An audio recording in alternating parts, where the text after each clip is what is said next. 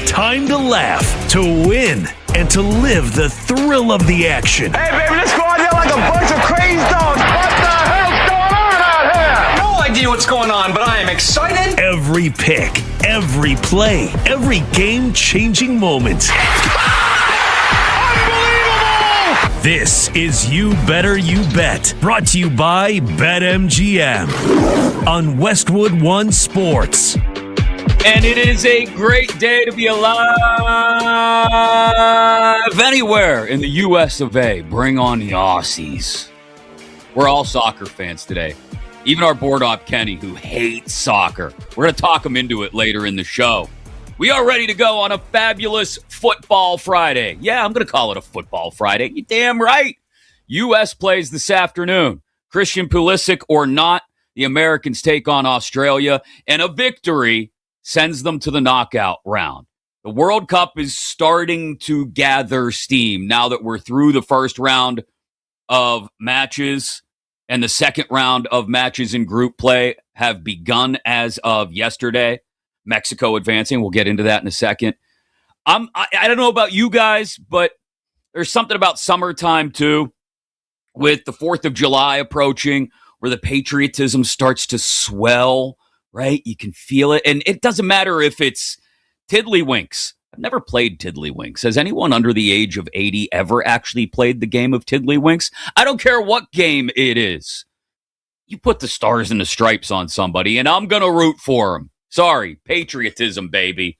Welcome in to Westwood One Sports. Chris Mack in for Nick Kostos on You Better You Bet today, presented by BetMGM. Being that it is the middle of summer, we will talk plenty of baseball as well. John Bishop going to join us before 10 Eastern, 7 Pacific here in the first hour of the show.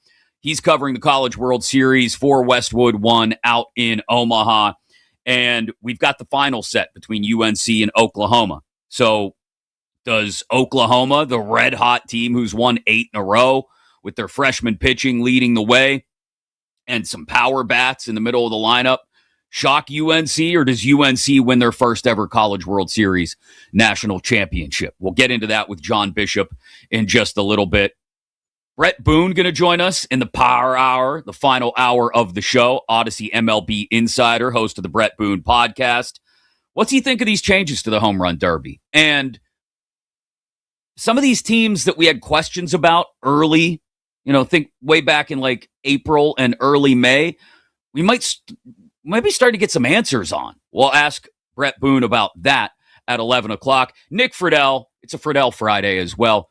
Our Odyssey NBA insider will join us in the final hour of the show as well, because we're now just 4 days away from the NBA draft, which means in the next, let me do some quick math, 96 hours or so, there's a good chance we get that Giannis Antetokounmpo deal. Is it Boston? Is it Miami? Does it involve a third team? If it involves a third team, where does Jaylen Brown end up if it also involves the Celtics? Oh, what a tangled web we will weave when we talk about Antetokounmpo deals and who's going to go first overall. Where will Darren Peterson go? All of that with Nick Friedel in the final hour of the show. It is a holiday for some of you. It is Juneteenth, which is a day that is celebrated and should be celebrated in the African-American community, because more than 2 months after the Civil War ended and the Emancipation Proclamation was signed, quick history lesson for those of you that don't have any idea what Juneteenth is, enslaved people in Texas were finally freed by Union troops. Again, more than 2 months after the war had ended. And so Juneteenth is an important day. It is a holiday for many. And to those of you recognizing the holiday, we're right there with you. As someone who has a very unique heritage, I always joke, half Yinzer, as I grew up in Pittsburgh, but my father's side of the family is from Texas. And I also have, let's just go full layout on the psychiatrist couch disclosure here this morning on Westwood One Sports, as someone who also has a half brother that I did not grow up with, who is half African American. Juneteenth, it hits my psyche in a very different way than I think a lot of folks, but we will recognize the day here on Westwood One Sports. And again, to those of you recognizing the holiday, let's get the weekend started too, shall we? The World Cup is up and running, baby, and the U.S. faces Australia later today. The 5 biggest stories of the day right off the top, as we do when I fill in for Nick here on You Better You Bet. Let's get you the high five. Let's go. 5.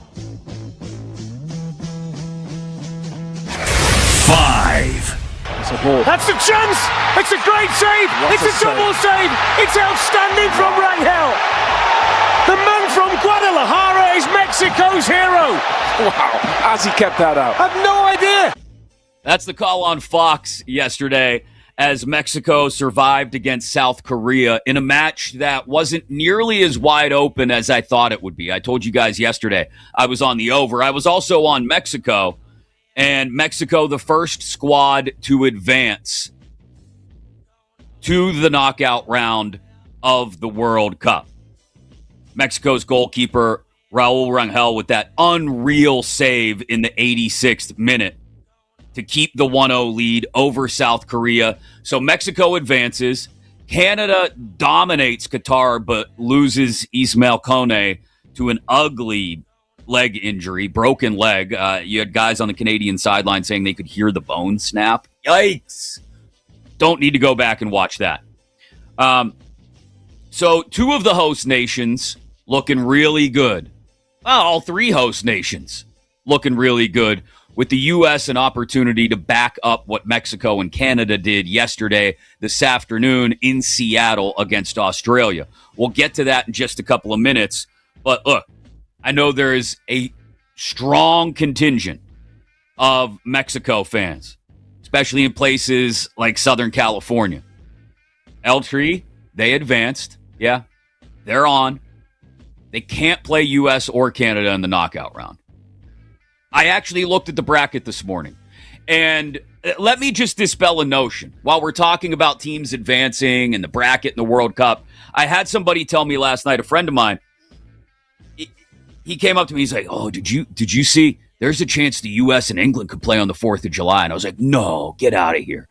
The things we put on social media and then we don't vet, there is no chance that the U.S. and England are going to play on the 4th of July. As fantastic as that would be, your friendly bracket investigator, Chris Mack, here on Westwood One Sports, I have looked at the bracket and the dates of those games and the possible matchups.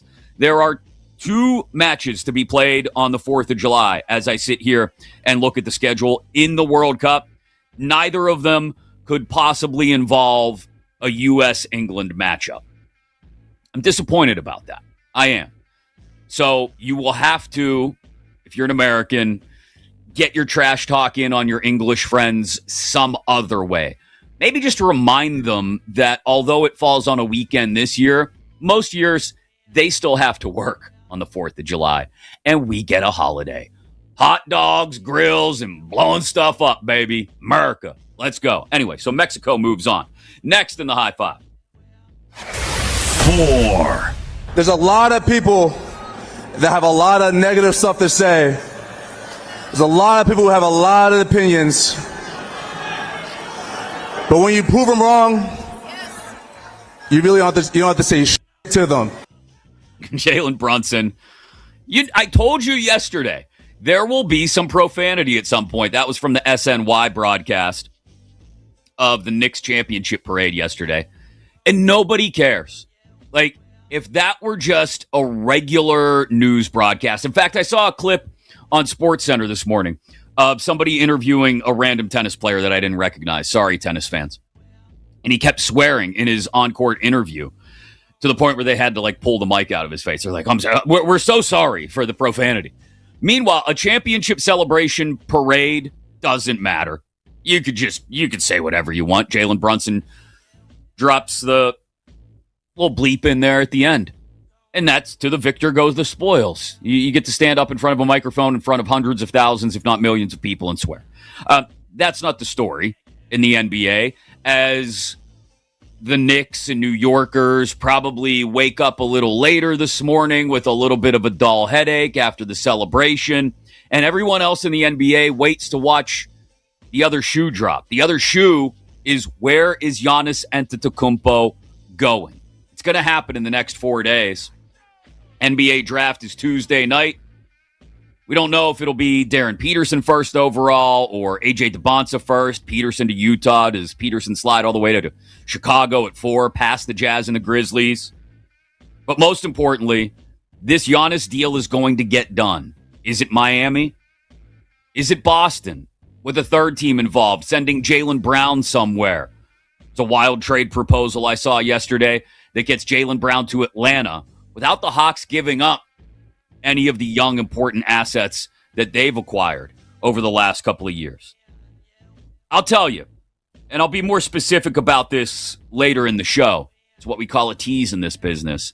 But I will tell you right now, if it is a 3-team deal involving the Bucks, the Celtics, and somebody else, the winner of that trade is not the Bucks nor the Celtics.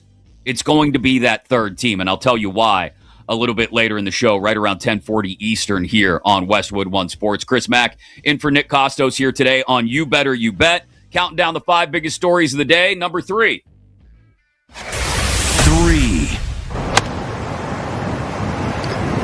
Trying to take something off that 8-iron, cutting it right towards the flagstick. If it hangs in there, it's the right club. Oh, wow. How about a kicking eagle? One of the best shots we've seen all day from Wyndham Clark.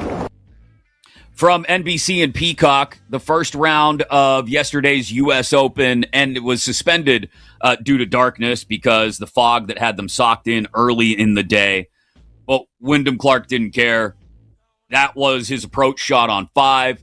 You heard them mention he eagled it and just rolled through the first round. Finished it officially this morning. He's back out there for the second round now, but finished the first round at 6 under with a 4-shot lead. The lead is down to 3 now, but this is not what we expected from the U.S. Open.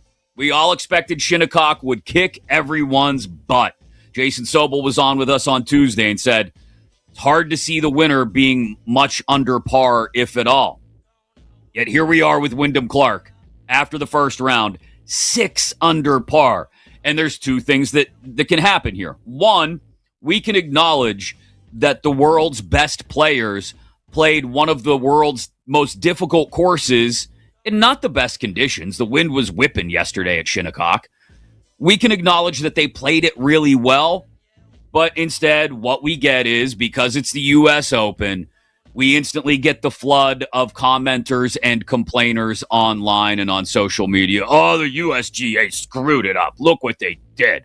What a catastrophe. It's okay. Look, I don't want to see somebody 20 under par at the end of the weekend either. But it's okay to sometimes acknowledge that the world's best players still sometimes get the best of the world's most difficult courses. It happens sometimes. We don't know what's going to happen for the next 72 hours. We don't know how this thing's going to turn out. Maybe the winner ends up being 10 under, and we go, oh my God, this is the U.S. Open. We wanted to see dudes struggle. And I acknowledge, I kind of get a kick out of that too. A little schadenfreude. I go out and shoot 100 on the local Muni course.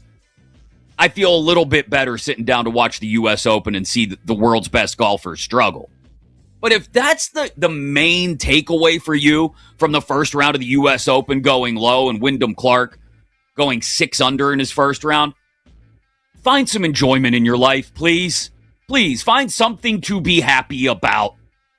And just acknowledge that sometimes the world's best golfers get the best of even the most difficult courses.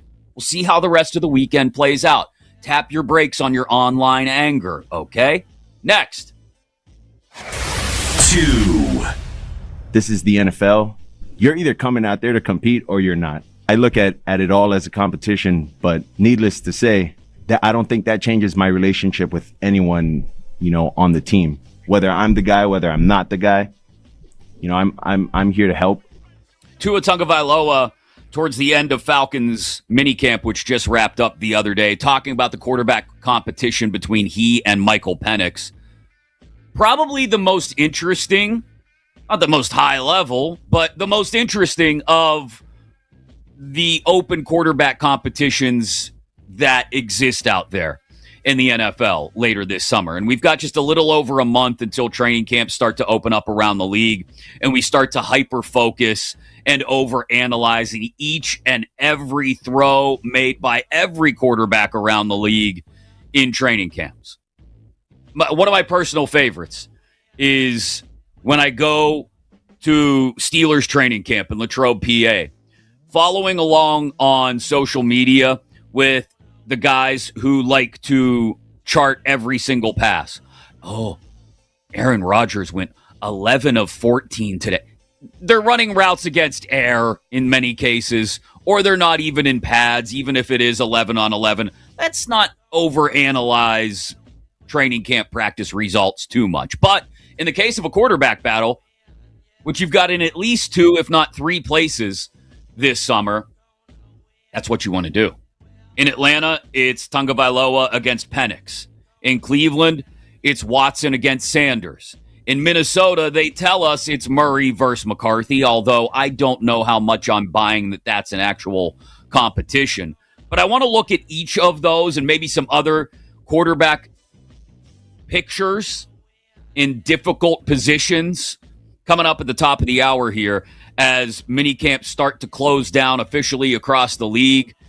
And we look ahead to training camp, like I said, now just a little more than a month away. Here on Westwood One Sports, Chris Mack in for Nick Kostos on You Better You Bet this Friday.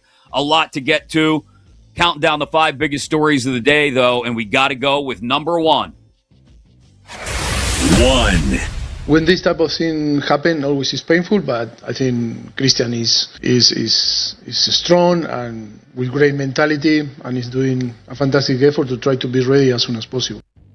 Mauricio Pochettino, head coach of the U.S. men's national team, yesterday on Fox, talking about Christian Pulisic still pushing to play this afternoon against Australia. I told you yesterday, my take on this is, unless Pulisic's totally 100%, I don't send him out there today against Australia. I don't. You can move ahead. You can even beat Australia without Pulisic. That's the beauty of this edition of the U.S. men's national team. They are very deep, or at least deeper than they have been in a long time. So they can withstand the absence of Pulisic against Australia this afternoon and still win. Or even play a little more conservatively. Get a draw out of the deal. Get your point and move on, knowing that another point against Turkey or a victory against Turkey is still sending you through to the knockout round. Yes, would it be nice to beat Australia this afternoon and lock a spot in? Absolutely.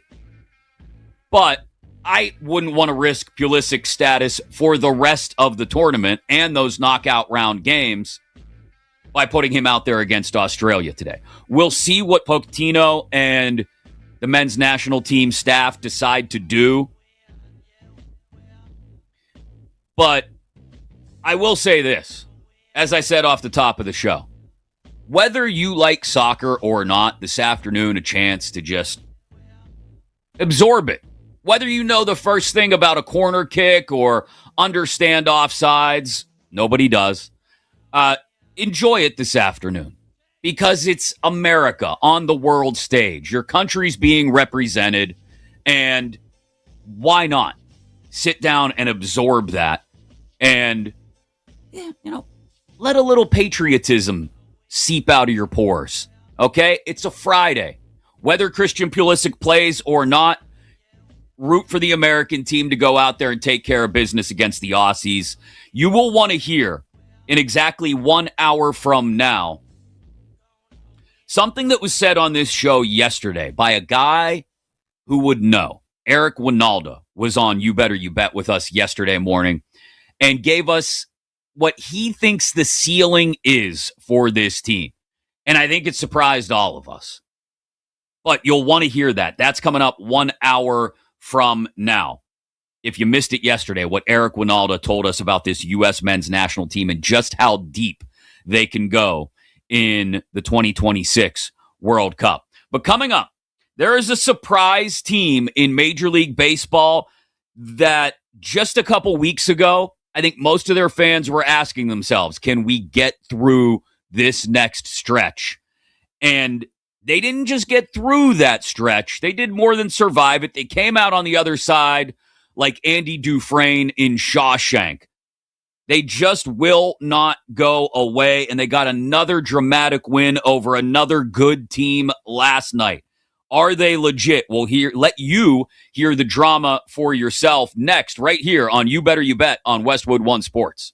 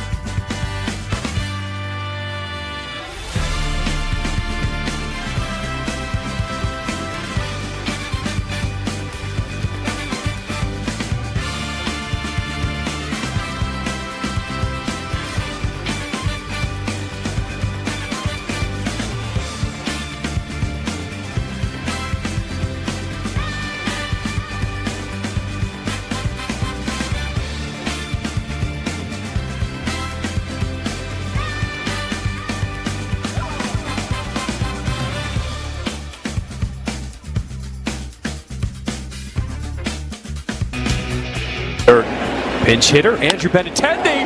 First pitch, swinging, back he goes! Let's go! It's a grand slam Benny bomb in the Bronx, and the Sox take the lead here in the 8th inning. This is You Better You Bet, presented by BetMGM on Westwood One Sports. John Schriffen on the call on Chicago Sportsnet. A Benny bomb. Andrew Benintendi with an 8th inning grand slam in New York, and the White Sox come back to beat the Yankees. Are they legit?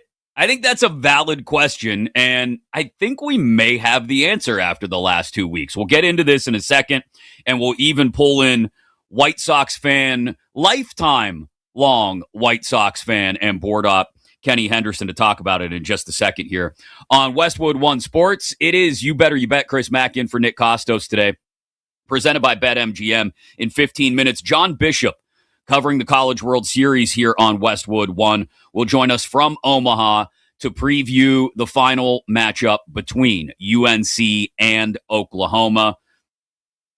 Is there reason to think that Oklahoma, the hottest team in college baseball, can just stay hot for just 2 more games? Just win 2 more. Rattle off 10 in a row at the end of the season and become national champions? Or is North Carolina just too well-rounded and they should win their first national title in just a few days? We'll get into that with John Bishop in just a couple of minutes. Top of the hour, I want to talk about some of the open NFL quarterback competitions. I know they're not sexy names. Tua, Penix, Watson, Shador, maybe even Kyler and McCarthy. We'll get into those spots at the top of the hour. Plus, at 10:20 Eastern, a little less than an hour from now, you're going to want to hear what Eric Winalda said on this show yesterday about the U.S. men's national team as they get ready to take on Australia this afternoon. But the Andrew Benintendi Grand Slam, I appreciate you going with Thunderstruck, Kenny. I probably would have gone with Benny and the Jets. Benny and the Sox. But I appreciate Thunderstruck nonetheless. The White Sox are legit, I think. This segment on You Better You Bet, sponsored by Progressive Commercial Insurance, protecting your business vehicles 24/7. See if you can save at progressivecommercial.com. I think the White Sox are legit.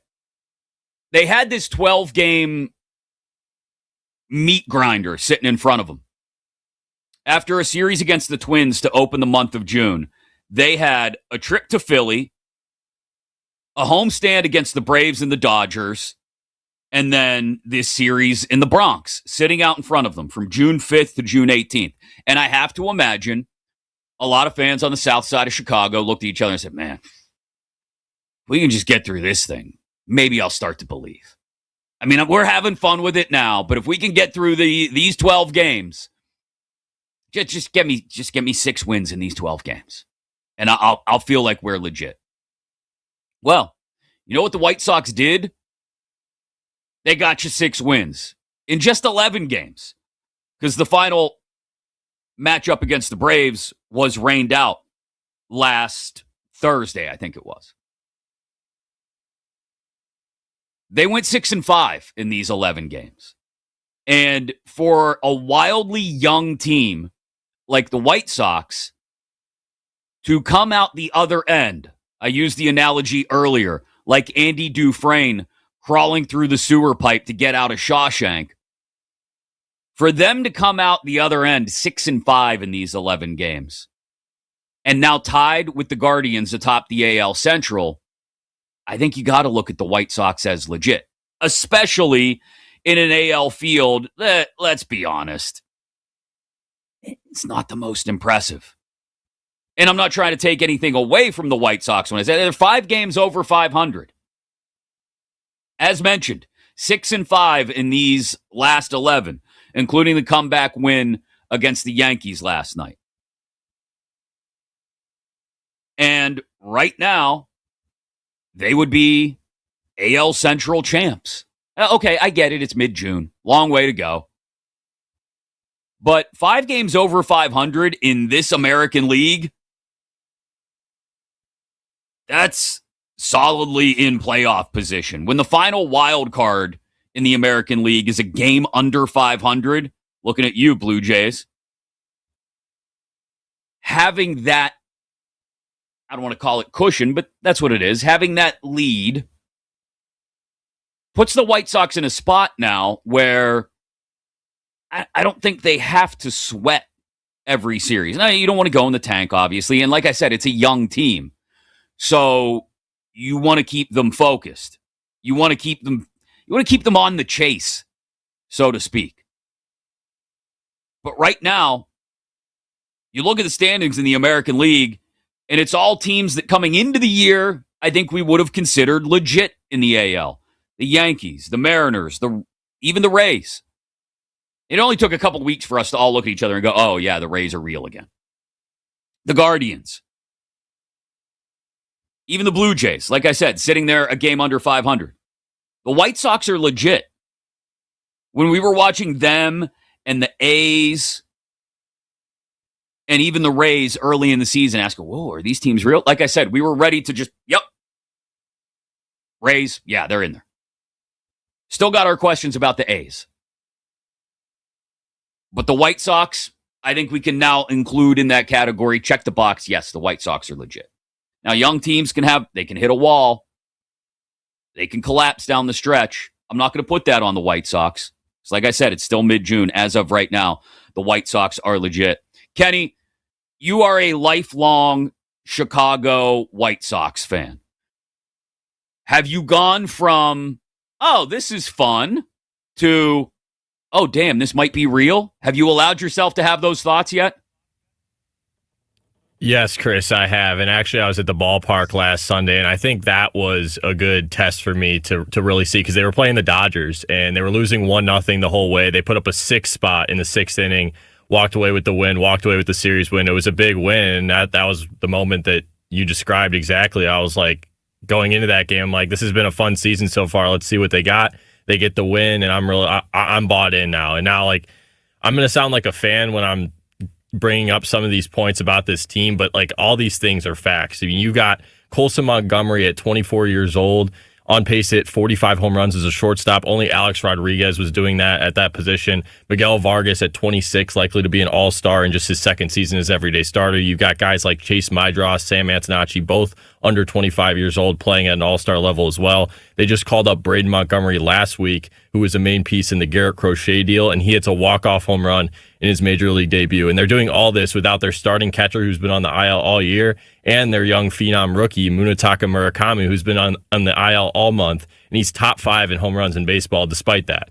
So, and they've also have an ace in Davis Martin, who's also going to be an all-star, all led by a great manager in Will Venable. So yes, this team is for real, and I'm finally coming around to the point where they've gotten rid of that old core that they had with guys like Tim Anderson, Eloy Jimenez, Yoan Moncada, guys who were just underperform, not Luis Robert, not able to stay healthy, and they got rid of all of that, and they've got this new young core of players, and we didn't know how this was going to turn out, but it turns out that they're all studs, and this team, I would say they're one of the best teams in the American League as of right now, and I would be shocked if that's not going to be the case for years to come, because all these guys, the majority of these guys, are all under 25 years old.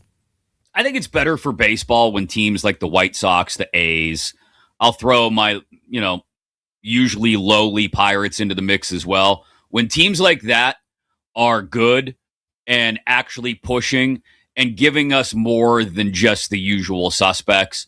So, again, it's mid-June, Kenny, but I'm happy to see that you're buying in. This is good. If nothing else, it sets you up for a potential fall later in the summer. I won't wish that on you. I'm not going to put that evil on you, Ricky Bobby, but I enjoy it. Enjoy it and believe in it for now, because it's been fun to watch. The one thing we do have to take away from the White Sox game last night, before the big Andrew Benintendi grand slam in the 8th inning to put them ahead and eventually win it, this is just every man watching last night's Yankees-White Sox game felt this. Jazz Chisholm at the plate, and he fouled one off, and, well, I'll just let you listen to it for yourself. Jazz fouls that off himself. I don't know where he fouled this one off, and I don't really want to know. I don't think it was the foot. Oof, he looks like he's really in pain. I mean, Jazz is going to... Is he going to come out of the game? Yeah. Wow. I would.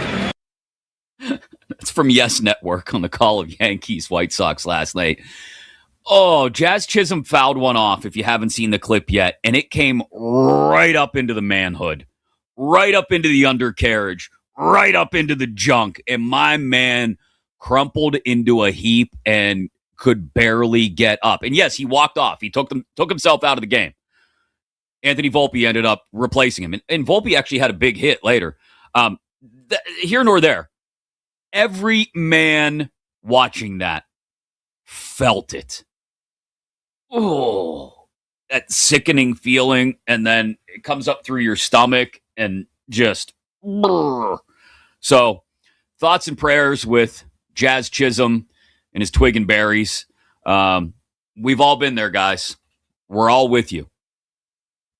And yeah, put a frozen bag of peas on that area and get back and get good, Jazz. So sorry. More baseball with Brett Boone later. I want to ask him, does he think these White Sox are legit? And I want to ask him what he thinks of the changes to the home run derby. There's a million things to talk to him about. Tarek Skubal, who will actually make his second start back from the IL, I believe, tonight against the White Sox. So plenty to talk to Brett Boone about coming up in a little less than 90 minutes, right around 11 Eastern, 8 Pacific, top of the hour, NFL quarterback competitions that got started during minicamp and will flesh themselves out during training camp, which starts in just a little more than a month, plus at 10:20 Eastern, 7:20 Pacific. You have to hear what Eric Winalda said yesterday about the U.S. men's national team and just how far they can go in this World Cup when he joined us yesterday morning. But coming up next, as the College World Series final gets started tomorrow, one team is looking for their first title. The other hasn't won it in over 3 decades, but both teams come in without a loss in the tournament.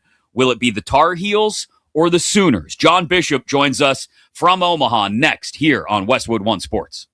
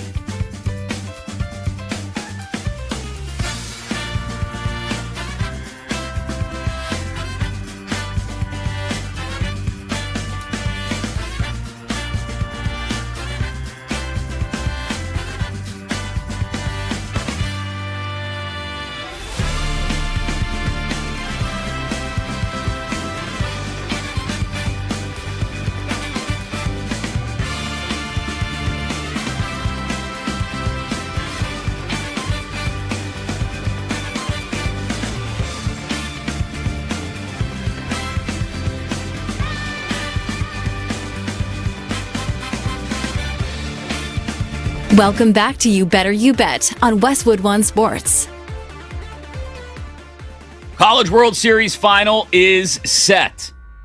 North Carolina, pretty heavy favorites over Oklahoma, minus 180 on the series, as well as Game 1 tomorrow night in Omaha. We'll talk to John Bishop, who is covering the College World Series in Omaha for Westwood One in just a moment. But as we just heard with the Andrew Benintendi home run a couple minutes ago that won it for the Sox against the Yankees in the Bronx last night, one swing can change the game and bring the action to a whole nother level. Get in on that excitement with an MLB home run boost token inside your BetMGM app this weekend. Just activate that token when you bet on any player to hit a home run in any MLB game. If the player goes yard, you receive a bigger payout. The action is on deck at BetMGM, the best place to bet the long ball. Make it legendary and download the BetMGM app today. Please gamble responsibly. John Bishop also, you can catch him on 1620 The Zone in Omaha afternoons as well. I believe maybe on his way to the ballpark right now. Maybe there are workouts going on, but John has been a part of this College World Series the entire way through, and we got to ask him about the Tar Heels, the Sooners, who he believes will win this thing this weekend. First, good morning, John. How are you? Chris, great. Thanks. Yes, I am on the way to the ballpark. We're getting a car wash tour today as we talk to the players and the coaches. Well, let me start with the most important question here, John.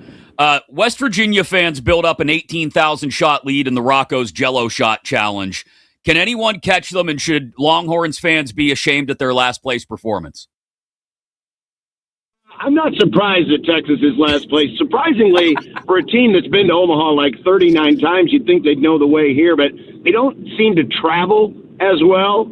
And I guess maybe the whole Jello shot thing might be a little beneath them. I'm guessing. I don't know.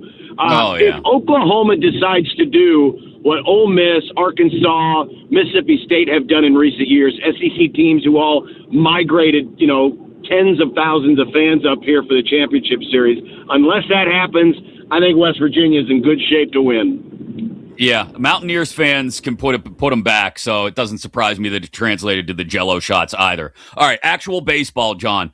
What do we think about this one? Because, like I said, North Carolina is the heavy favorite. They are the sound team, right? Top 10 in runs, top 10 in ERA, top 10 in fielding percentage. They do everything well. But then we've also got the hot team in Oklahoma, who come in on an 8-game winning streak, including the 2 over Georgia Tech in the regional and the 2 over Georgia there in Omaha. Which way do you lean as you watch these two teams get ready for this weekend's final series? I always tend to lean with the team that's got better pitching and defense. The problem has been that Oklahoma's been, outside of one error, rock solid on defense. Pitching-wise, their 3 freshmen have been tremendous. And then L.J. McCurious out of the bullpen has closed up a couple of their wins. But I would lean more to the experience side. Also, North Carolina has one thing that Oklahoma does not, and that is Caden Glauber. And Glauber has been their utility knife out of the bullpen. He's a guy that can get you a spot start if necessary. He's also a guy that can come in and either, give you 5 innings if your starter can't make it through 4 or 5, but also close out the game. And we've seen him do that now twice.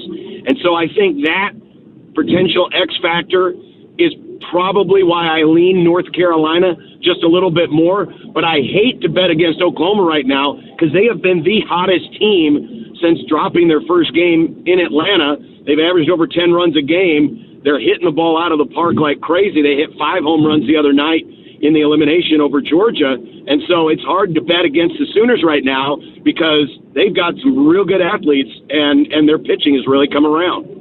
Yeah, I was going to ask you, is there any reason to believe the Sooners' freshman arms that have led the way, John, maybe start to hit a wall, or are they able to break through that wall? Have they already, and just power through the final 2 or 3 games?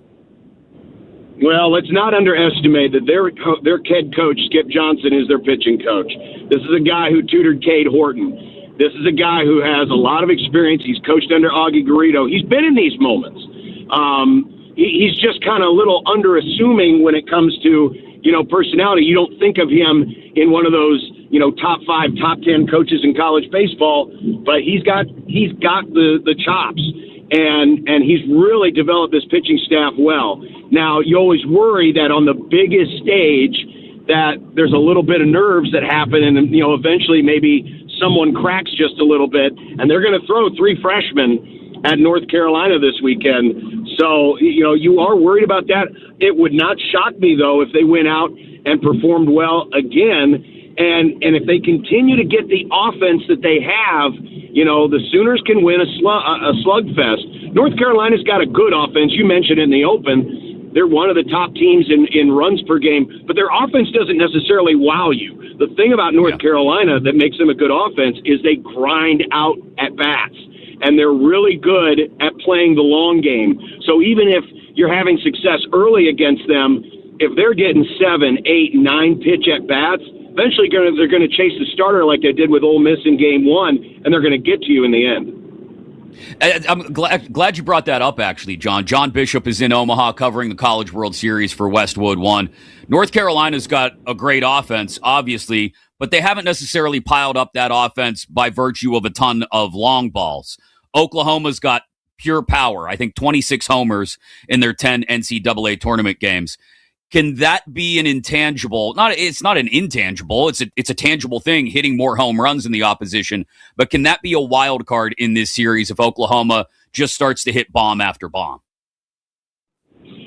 It can, but there's always the Chuck box factor, Charles Schwab Field. The advantage this week has been the wind has been blowing out, I think, 9 out of the 10 days or something like that. Now, the forecast is a little iffy tomorrow with rain possible, but it's been cooler than normal, and the winds have been a little more out of the north, and this park faces to the southeast, so north winds are actually good for the hitters. And I'm not saying that's necessarily the reason why the Sooners have hit as many home runs as they've had here, but it certainly has helped.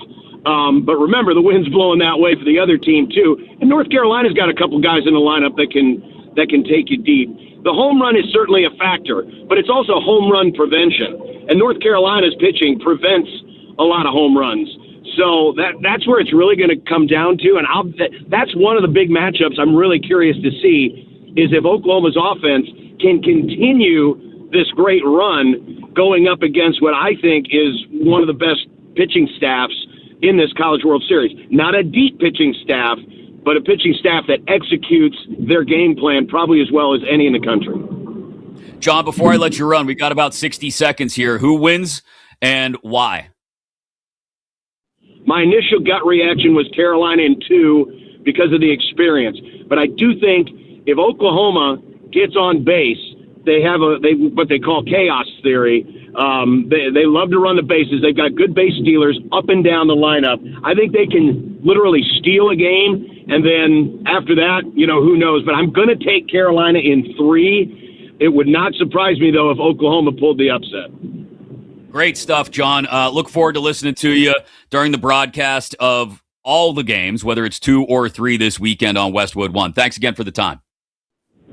Really appreciate it, Chris. Have a great weekend. You too, man. Enjoy the College World Series final. John Bishop covering it for Westwood One out in Omaha. Can also catch him on 1620 The Zone afternoons out there in Omaha.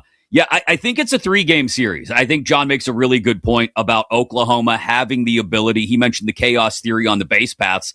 I just think it's the power factor and coming in hot, whether it's steal game 1 and then North Carolina resets for games 2 and 3, or steal game 2. I think Oklahoma will take 1, but North Carolina is a heavy favorite at -180 to win this series. Also -180 on the first game money line as well at BetMGM. They are the heavy favorite for a reason. And so I suspect the Tar Heels win their first national title. It's been nearly 20 years since they were in the College World Series final, back-to-back years. I want to say 2007, 2008, I believe it was, against Oregon State, and lost both. So I believe I'll ride with the Tar Heels as well. But I love the College World Series, even in years where it may not include the biggest schools and the biggest names from the biggest schools. Like I remember a couple of years ago watching every single pitch of Paul Skeens and Dylan Cruz and LSU in the College World Series final. This may not be one of those years, but there's just something pure about the joy. I mentioned it the other day. The College World Series is a happy medium, in my opinion, between Major League Baseball and the Savannah Bananas. Savannah Bananas, pure party fun. Major League Baseball, maybe still lacking a bit at times in the fun aspect, even though we got bat flips and, it's looser than it's ever been. College baseball, right smack dab in the middle. And I love the atmosphere that they have there in Omaha for the College World Series. Looking forward to the final this weekend. Game 1 tomorrow night. You can hear it right here on Westwood One. Coming up, as mini camps are wrapping up around the NFL, and we start to look ahead to training camps getting started in just about a month, 3 teams in particular still have question marks at the game's most important position. We'll dig into what the QB battles look like in each of those places, and we'll do it next right here on You Better You Bet on Westwood One Sports.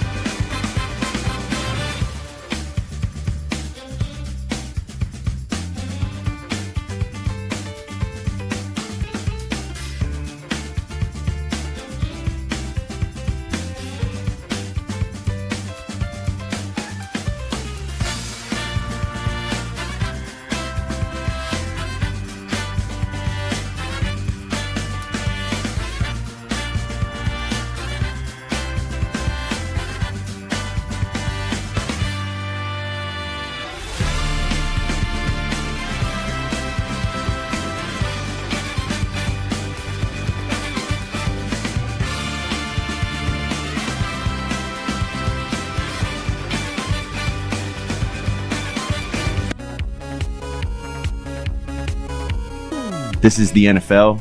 You're either coming out there to compete or you're not. I look at it all as a competition, but needless to say, that I don't think that changes my relationship with anyone, on the team. Whether I'm the guy, whether I'm not the guy, I'm here to help. Welcome back to You Better You Bet on Westwood One Sports. Is that the Atlanta Falcons starting quarterback? Tua Tagovailoa as minicamp wrapped up in Atlanta this week? Or is it Michael Penix Jr.? We'll find out during training camp in the preseason, as the Falcons probably have the most legit quarterback competition going on amongst those teams that still have question marks at quarterback. We'll get into each of those situations in just a moment here on Westwood One Sports. Chris Mack in for Nick Kostos this morning here on You Better You Bet, presented by BetMGM. Don't forget, you can take us with you whatever you're doing this weekend. And maybe your weekend is already underway. Maybe you got a holiday today. Take Westwood One Sports with you. We just talked to John Bishop, who's covering the College World Series out in Omaha for Westwood One. You can listen to that. All kinds of play-by-play inside the Westwood One Sports app. And also, us, hi, hello, as well as inside the Odyssey app, AUDACY, and live across North America on Sirius XM channel 375. Coming up in about 20 minutes. Two people were on the show this week and said things that I want to recap. One of them was a very smart comment by Dennis Bernstein of the fourth period. And he pointed out how he expected the NHL offseason to go with an underwhelming free agent class, but a ton of cap space for teams this year. We'll get to that probably in like 30 minutes. In 20 minutes, Eric Winalda, of all people yesterday, told us exactly what he thinks the ceiling is for this U.S. men's national team in the 2026 World Cup. And you're going to want to hear exactly what he had to say. That's coming up in 20 minutes as the Americans get ready for the Aussies. 3 Eastern, noon Pacific kick in Seattle this afternoon. The winner is going to secure themselves a spot in the knockout round. But as for these quarterback competitions that are out there, Tua Tagovailoa and Michael Penix Jr., like I said, probably the closest to an actual competition or the most evenly matched quarterback competition we've got this summer. Training camps now just a little more than a month away in the NFL. And here's the problem. Whoever wins it, I don't think this answers any questions for Atlanta. I don't think it does. It's just a stopgap. And Atlanta, if you want to talk about a place where maybe you shouldn't just be looking ahead to 2027 and that draft, but maybe even free agency, but maybe considering a move in the supplemental draft for Brendan Sorsby, this would be one of those teams. Because there would be no expectation for Sorsby to play at all. Even if Tua and Penix were both awful, right? You would just say, well, no, Sorsby's not playing this year. We're going to bring him in and let him just sit and acclimate and make sure he's actually ready for this opportunity. While Tua and Penix battle it out. But even if one of these two guys takes charge, Tua or Penix, are you really going to feel like the quarterback situation in Atlanta is solved? I don't think so. I don't. And we'll see how it plays out during camp of the preseason. But you've got two guys who, and this is a big variable in this whole competition in Atlanta as well. Two guys who are just as likely, at least it seems like at this point in their careers. Maybe it's an unfair assessment, but I'm going to make it anyway because no one told me I had to be fair. Two guys who are just as likely to be removed from the starting job if they win it by injury as they are by poor play.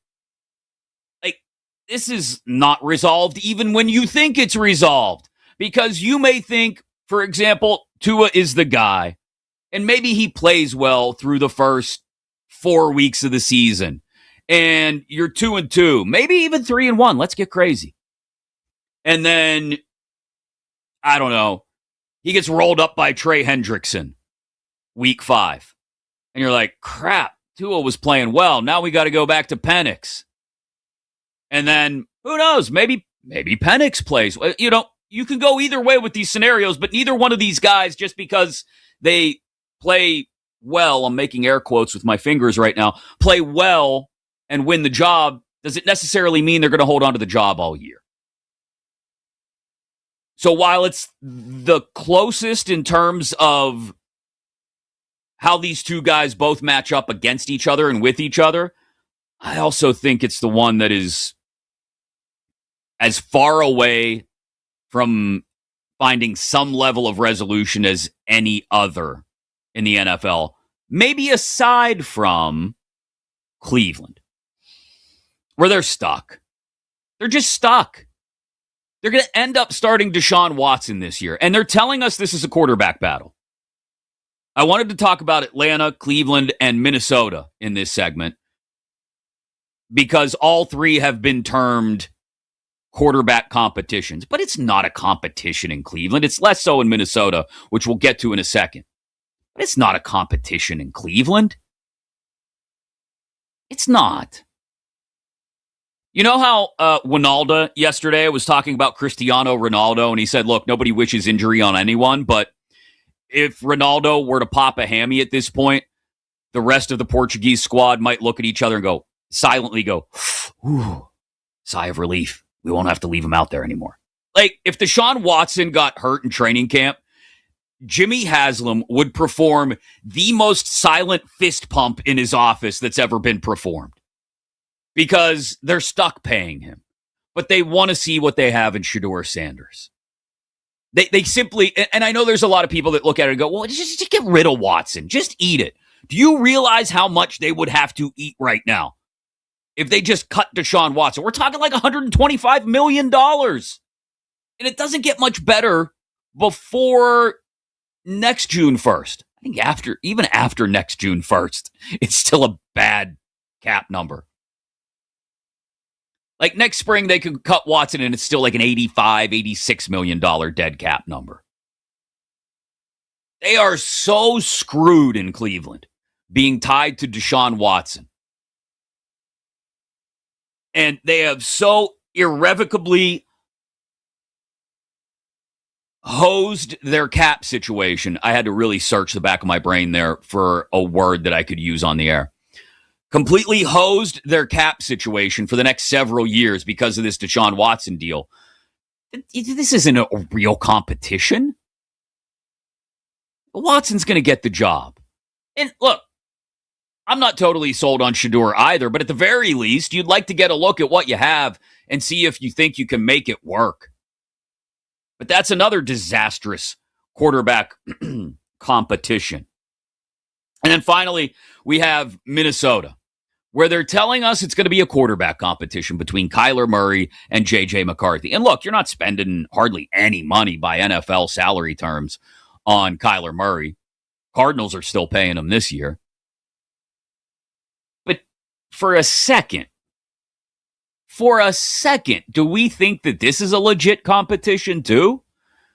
Short of Kyler Murray walking out to the huddle for his first training camp practice with his helmet on backwards, there's nothing that can happen for him to lose this job to J.J. McCarthy, other than injury. And even then, Kyler could tweak something, miss a couple of weeks, and I guarantee you J.J. McCarthy is not going to walk out there and do something so impressive that you go, oh, sorry. Lost your job to injury, Kyler. We're talking about J.J. McCarthy, guys. We're talking about Kenny Pickett 2.0. I know of what I speak as a Steelers fan. I know when I see mid, as the kids say, mediocre, as us adults say, quarterback play. And he's not even approaching that, J.J. McCarthy. Mid would be a compliment at this point. So let's not pretend like that's a legit competition in Minnesota either. It's not. It's Kyler Murray's job to lose, no matter what they say.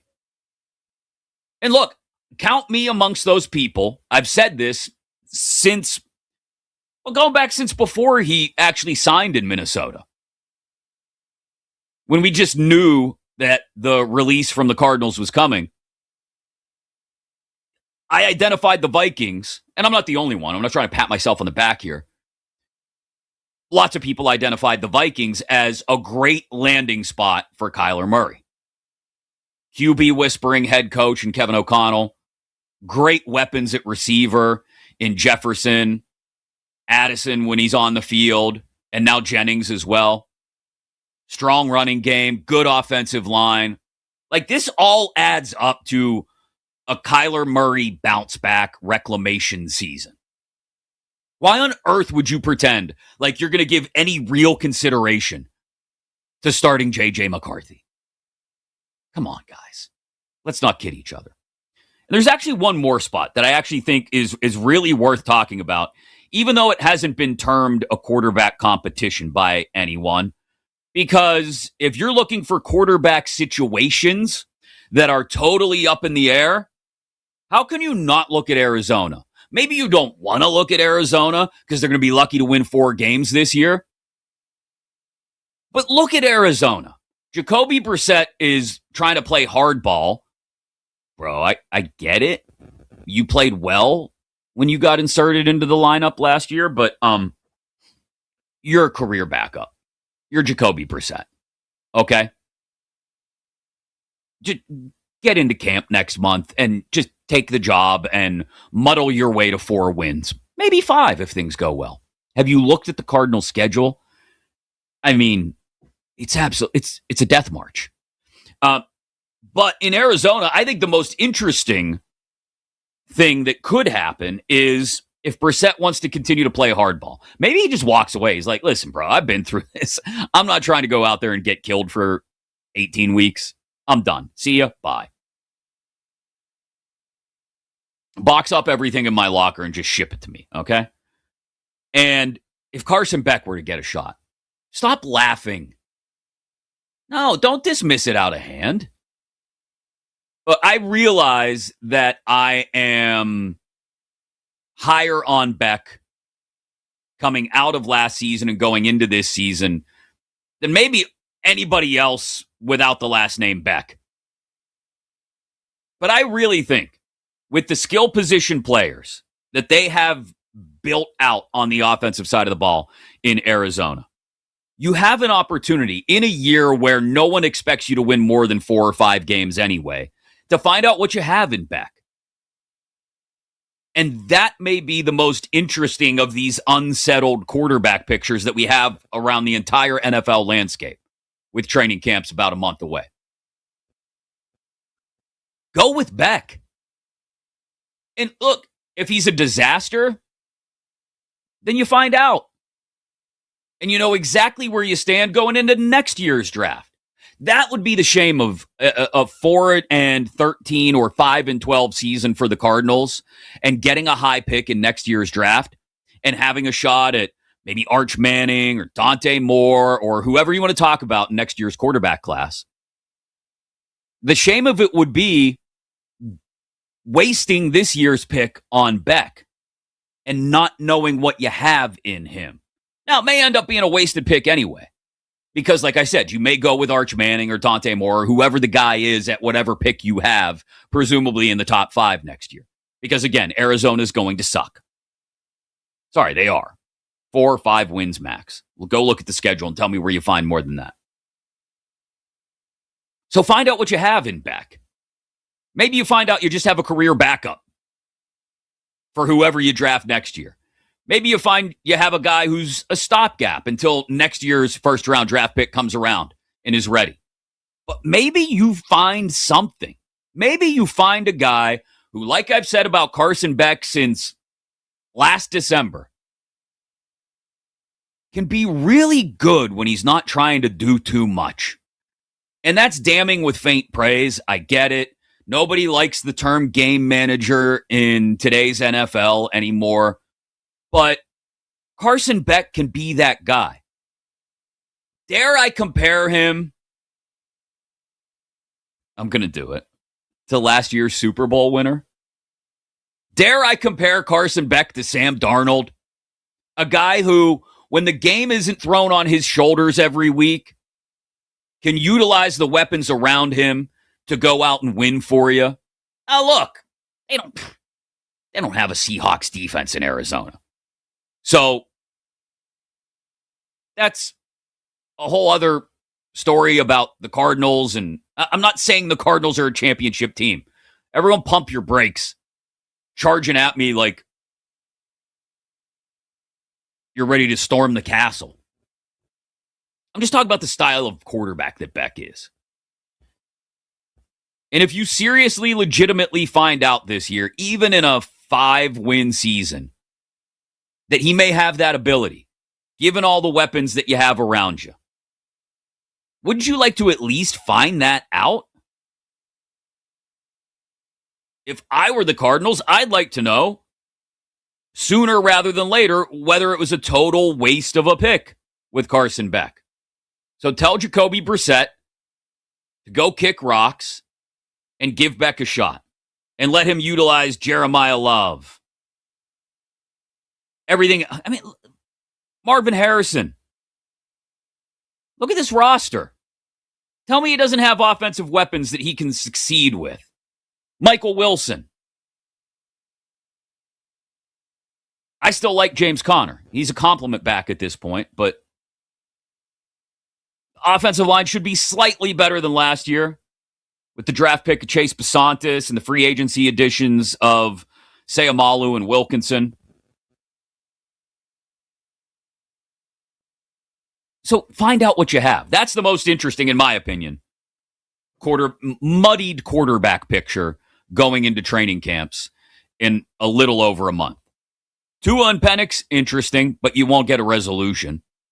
Cleveland, not really a battle. It's Watson's until they're able to cut him in 2 years. Still a $51 million cap hit if they cut him in 2028. Oh, that's so Browns. And it's definitely not a competition in Minnesota between Kyler Murray and J.J. McCarthy. Arizona might actually be the most interesting muddied quarterback situation this summer. Coming up at the top of the hour, we talk baseball with Odyssey MLB insider Brett Boone. Very interesting series between the White Sox and the Tigers this weekend. I highlight that one specifically because you got the White Sox coming off this big win over the Yankees in the Bronx last night. You got Tarek Skubal making his second start off the IL against said White Sox. Where does Skubal end up going, if anywhere? What's Boone think about that? And what's he think about the changes to the home run derby? Next 4 days, we're going to get a Giannis Antetokounmpo deal. It's just a matter of time. Coming up in about 22 minutes, I tell you why, if it's Giannis to Boston and it involves a third team, neither the Bucks nor the Celtics win that deal. I'll explain exactly why to you, like I said, in about 22 minutes. But coming up next, Eric Wynalda was on the show yesterday. U.S. men's national team legend as the U.S. prepares for Australia at 3 Eastern, noon Pacific. And we asked him, just how far can Team USA go in this World Cup? And you are going to want to hear what Eric Wynalda said, because I think we all, our eyes went wide. We gasped for a second and looked at each other and said, did he really just say that? That's next right here on You Better You Bet on Westwood One Sports.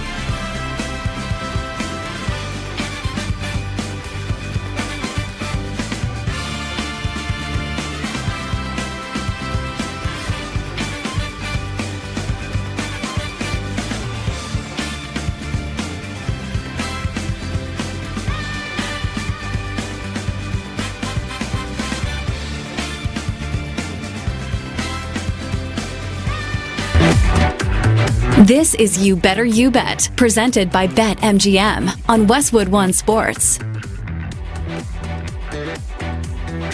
Chris Mack in for Nick Kostos today here on Westwood One Sports. Deliberating whether I want to share this detail about my life or not.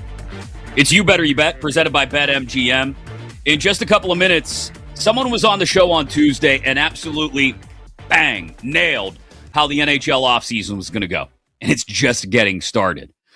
You'll hear what Dennis Bernstein told us on Tuesday because we're seeing it come to fruition already this morning. That's coming up in about 10 minutes.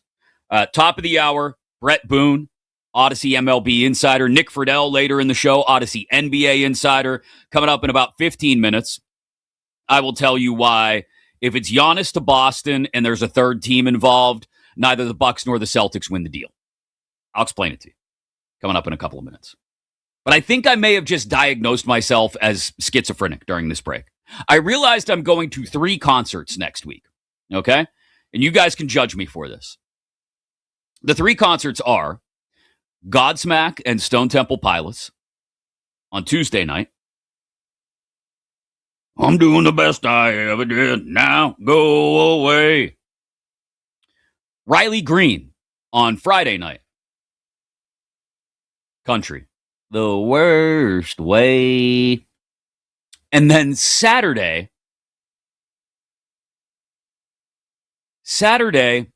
Christopher Cross. Gonna ride like the wind. That is the most schizophrenic week of concert attendance that's ever been compiled by anyone anywhere. And I just wanted you guys to get a little insight into why I am the way I am, because you may listen sometimes when I'm filling in for Nick and you go, this dude's got issues. I'm here to confirm, I do. All right. Eric Winaldo was on the show yesterday. And we talked to him about a number of different issues. Christian Pulisic, whether he should play today against Australia or not. But when it came down to it, I just wanted to ask Eric a simple question. Just how deep can this American team go in the 2026 World Cup? Here's what he said. I'm going to ask you, how deep do you think this U.S. men's national team can go in this World Cup? Semifinals. Yeah, I think it's all there, man. I do. You look at some of the other runs that, and history will tell you this.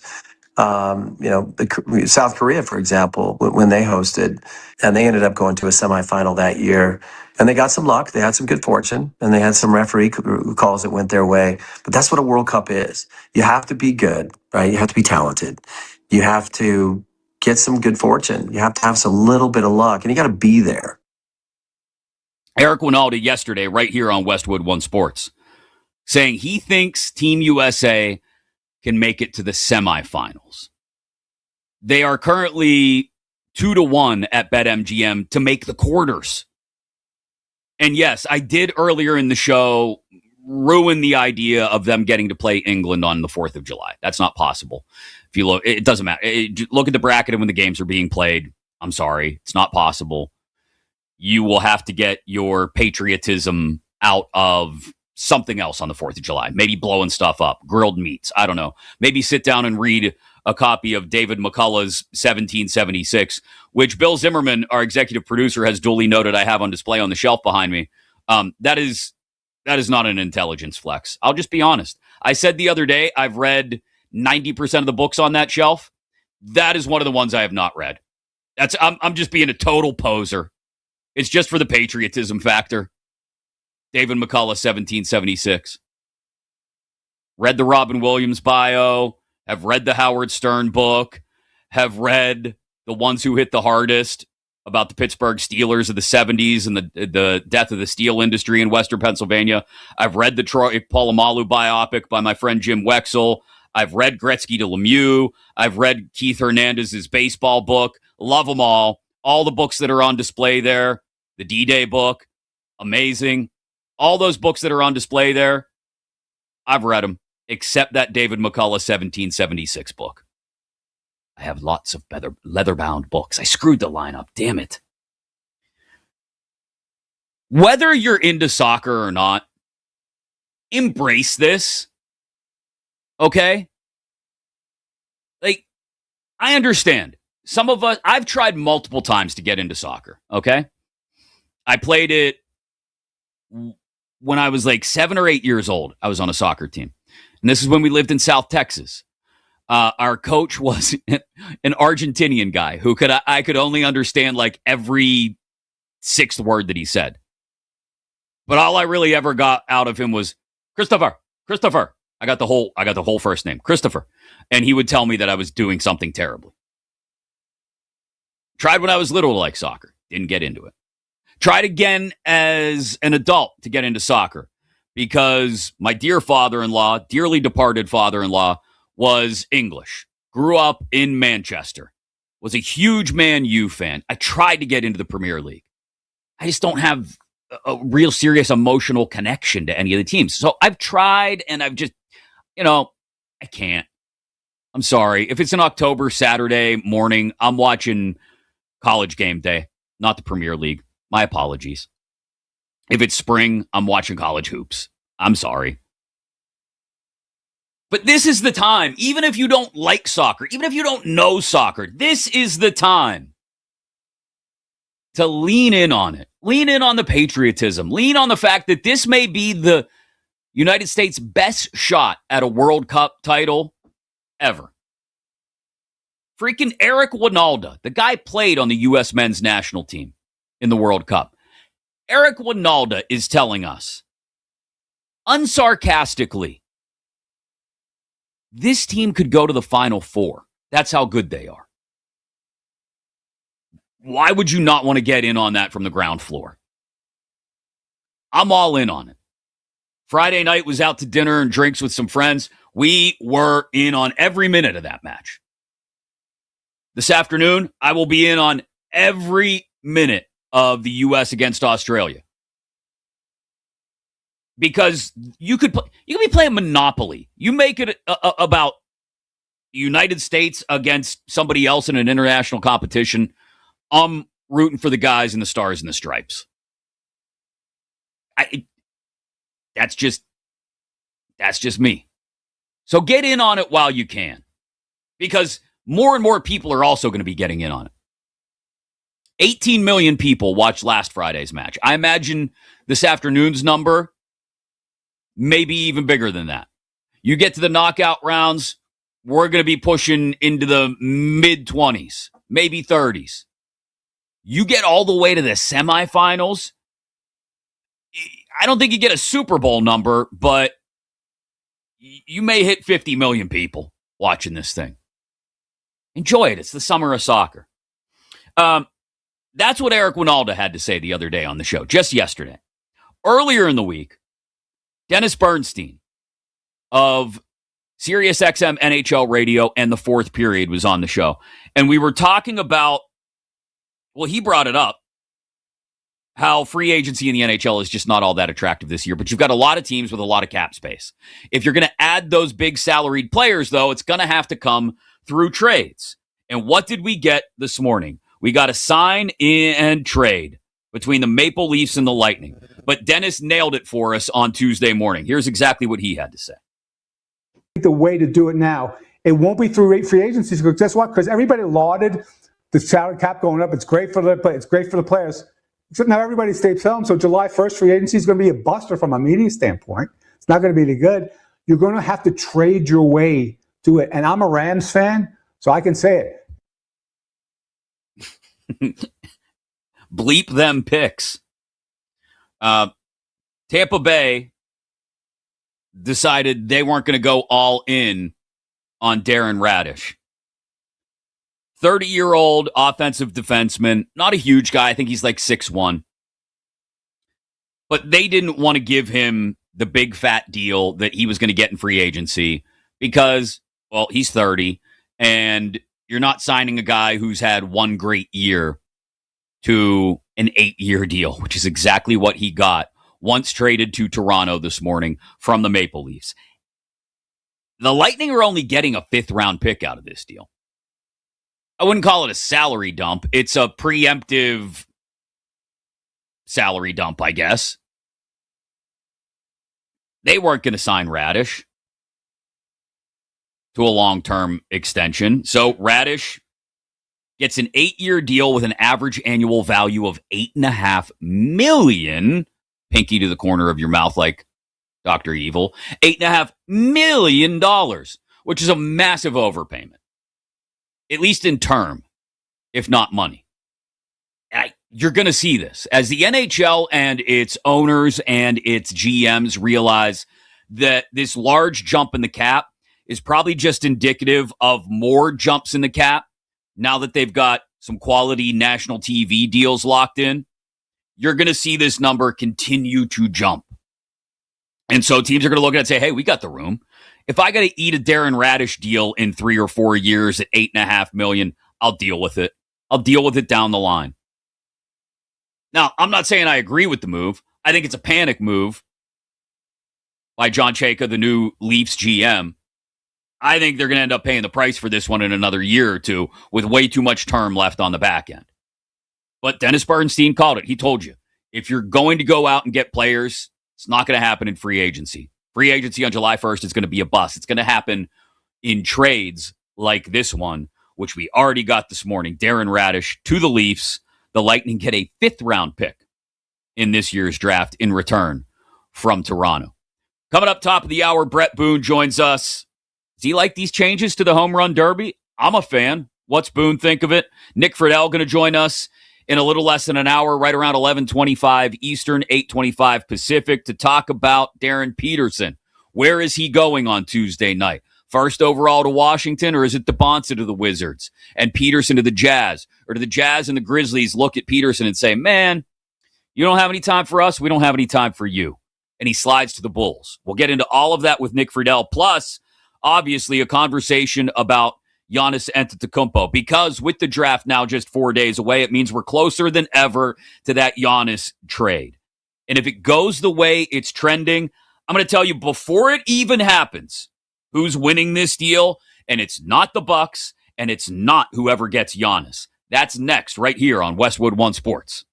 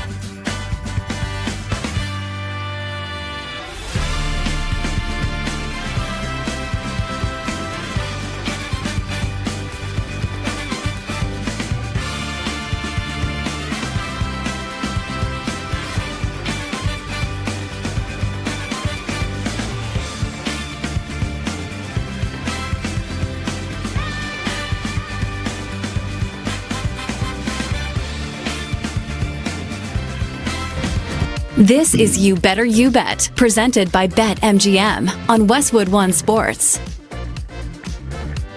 There is a proposal out there that really intrigued me when I looked at it this morning for a possible Giannis Antetokounmpo deal to the Celtics. But I will tell you, even in this very intriguing proposal, neither the Bucks nor the Celtics win the trade. I'll clue you in on it and tell you exactly why I feel that way before the deal even goes down. Why I don't think the Celtics or the Bucks are going to win this if it's a 3-team deal for Giannis Antetokounmpo in just a minute here on Westwood One Sports. Chris Mack in for Nick Kostos today here on You Better You Bet. 48 teams competing on the global stage. You can join all the action with the World's Game Boost Pack right now inside your BetMGM app. You'll have 2 chances to boost the odds on your tournament bets. You can activate one of your boost tokens on any World's Game bet, and then you're going to receive a bigger payout if that bet wins. The world's watching, so make your moment with BetMGM and make it legendary. Download the app today, and please gamble responsibly. I'm fired up for 3 o'clock. I've said that already. Might not know what offsides is. I mean, I know what it's supposed to be, but let's be honest, nobody really knows what offsides is in soccer.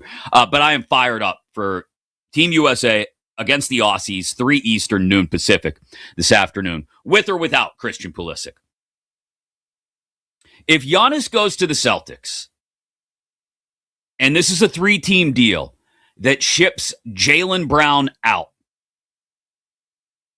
I'll tell you exactly who wins that deal. Whichever team gets Jaylen Brown. I've come around to this now. And I'll give you this proposal that I saw from Bleacher Report this morning in just a second. Because I think it's the most optimal possible scenario for the 3rd team in this scenario. I think it makes them the big winners in this scenario. But I've come around on the idea of Giannis somehow fixing the Celtics. I think what we're getting, and look, I was one of the people that said the first thing you need to do this offseason, if you're the Celtics, is figure out the interior. Because we can all now see that that is the path forward. Look at the Knicks, look at the Spurs, look at the Thunder, and we won't mention the Cavs. But if you want to have a legit shot to win an NBA title, I think you're going to have a big man. You're going to have someone strong in the interior. And it made sense in the immediate aftermath of the Celtics' ouster in the playoffs to say, Giannis, that's it. That fixes everything. And look, if there were a way to acquire Giannis Antetokounmpo for the Celtics without breaking up Jason Tatum and Jaylen Brown, I'd be all on board. Do it. And get back to being a team that doesn't rely on living or dying by the 3. Because that was what happened to the Celtics. They lived by the 3 this year, and they most certainly died by it in the playoffs. They need to have somebody inside. If nothing else, to clean up the offensive glass, to play some defense inside, to battle against the Towns and Embiids of the world. I did that just for you, Sixers fans. To battle away, if you were to get to the NBA Finals with Wemby and Chet, you got to be strong inside. You just have to. And so if you could acquire Giannis Antetokounmpo without breaking up Jason Tatum and Jaylen Brown, bang, done. I'm all on board. But if it is this 3-team deal where Giannis goes to Boston, a whole bunch of assets from a 3rd team and some assets from the Celtics end up going back to Milwaukee, and the 3rd team ends up with Jaylen Brown, the 3rd team that gets Jaylen Brown wins this deal. I'm still a big believer in Jaylen Brown. And with that being said, this Bleacher Report proposal, easy for me to say, makes the Atlanta Hawks the winner. And the Hawks came up actually in the conversation, I think it was Tuesday when we had Brian Geltzeiler of SiriusXM NBA Radio on. I believe the Hawks came up as a possible third team pivot in the Giannis to Boston trade proposal. And this one from Eric Pincus at Bleacher Report goes the same direction. The Celtics get Giannis Antetokounmpo. The Bucks get, from the Hawks, Jonathan Kuminga, Zachary Reese-Shea, and Corey Kispert. They also get Buddy Hield, Max Shulga, the 8th overall pick, the 23rd overall pick, and an unprotected first-rounder from the Celtics, plus a later first-rounder from the Hawks. Despite all this, the Hawks get Jaylen Brown, and that makes them the winner in this deal. Plus, they get the Celtics' 27th pick in the first round. Because Giannis to Boston and Jaylen Brown out, I don't think that fixes it for Boston. Maybe if you're a huge Peyton Pritchard believer. Maybe if you think the Celtics backcourt won't skip a beat. Maybe if you think Jason Tatum, now with a full off season to actually really recover from the Achilles surgery, is back to his pre-injury level, which, to be honest, he was at times during the playoffs. But I can't look at that deal and tell you that Boston definitely wins it, because we have no idea, even once Giannis gets to Boston, we have no idea how he's going to handle those battles in the East with the other big men in the Eastern Conference. I'd like to believe that he's going to give the Celtics a chance to win those games. And that's why, like I said, I would still, if you were the Celtics and you could get Giannis without trading Jaylen Brown, not touching Jason Tatum, if there were another way to do it without breaking up that duo, I'm all in. Because that's the biggest improvement you're going to make on your roster this offseason. But that doesn't mean that I also believe it, instantly gets the Celtics back to the NBA Finals. And I also don't think the Bucks can win this deal, because ultimately, if you're Milwaukee,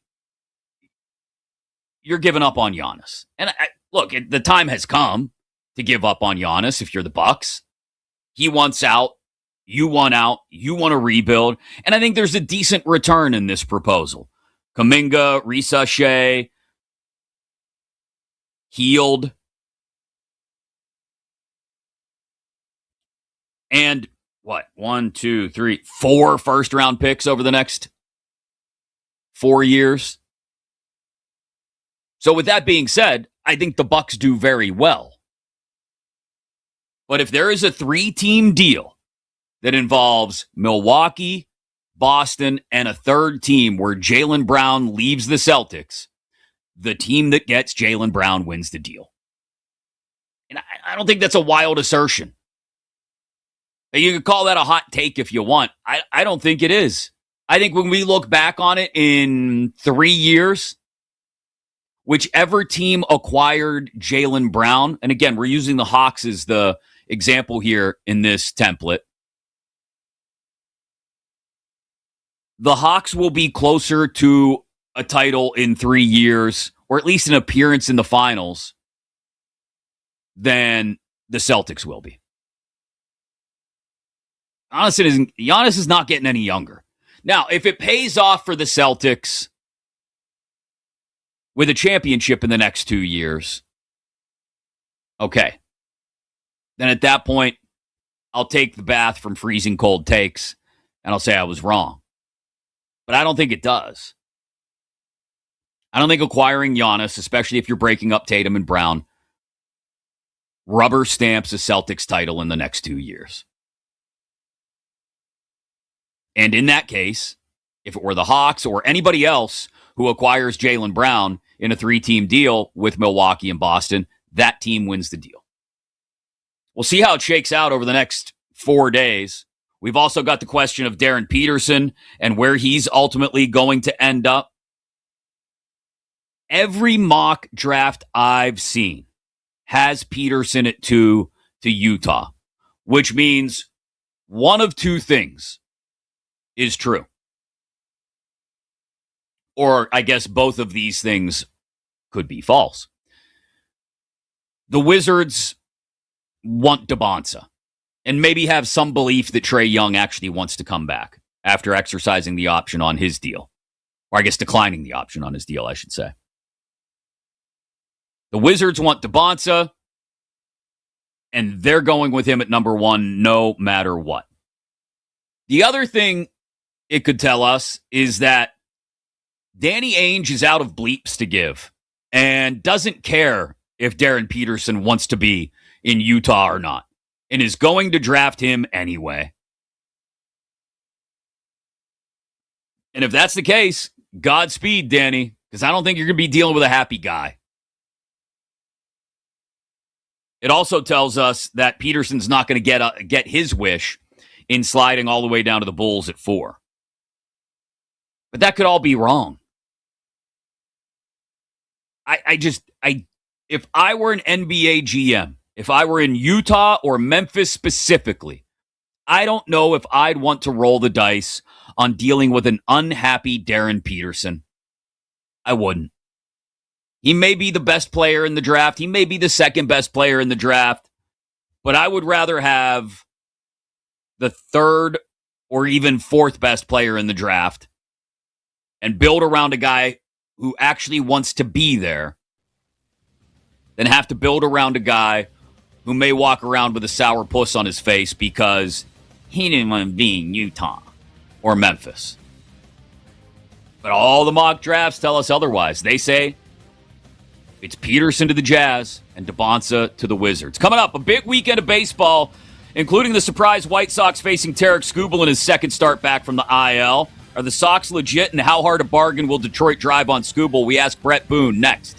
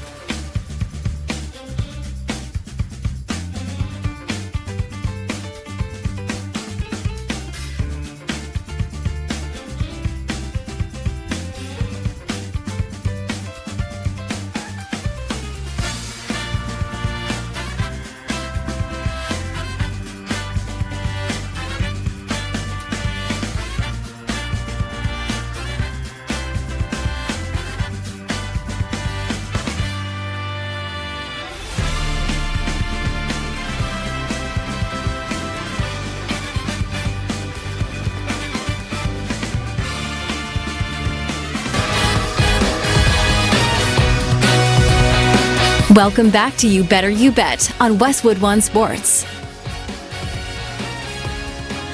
It is a fabulous football Friday on You Better You Bet on Westwood One Sports. The other kind of football, people, USA against Australia later this afternoon in the World Cup.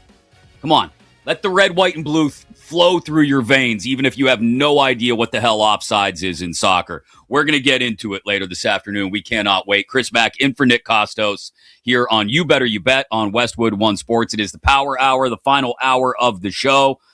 We just talked a little bit about a possible Giannis Antetokounmpo deal. We'll do it more so with Odyssey NBA insider Nick Friedel of The Athletic. He'll join us in about 25 minutes here on Westwood One Sports. But it is a big weekend in baseball, because we've got the White Sox and the Tigers, which I think is a very interesting series, where Tarek Skubal is going to make his second start coming off the IL. The White Sox got through that brutal stretch of schedule, 6-5 against the Phils, Dodgers, Yankees, and Braves, including a big Andrew Benintendi grand slam last night to win it in the Bronx.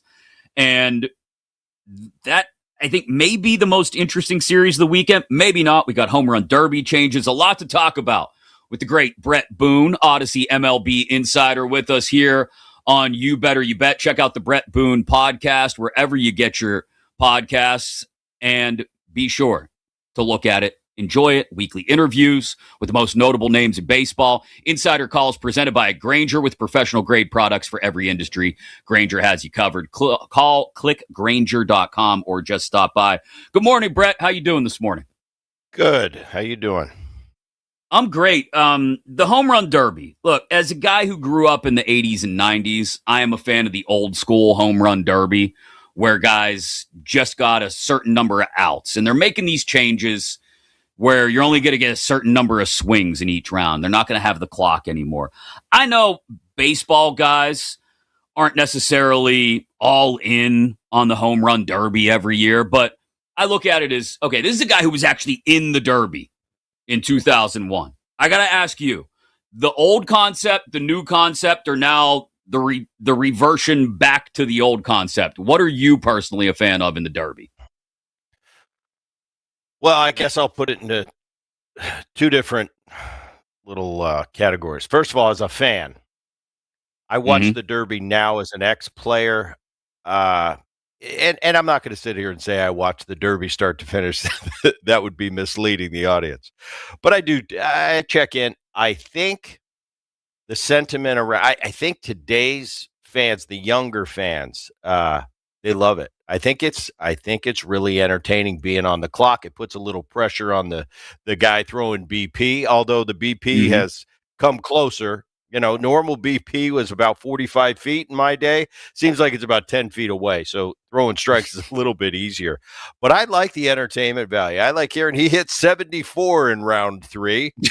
But I think that's what guys like. Now, as a participant, I did two. I did 1-01 and I did 1-03. I don't want to talk about the 1-03 because I swung and missed. I blame that on the BP pitcher.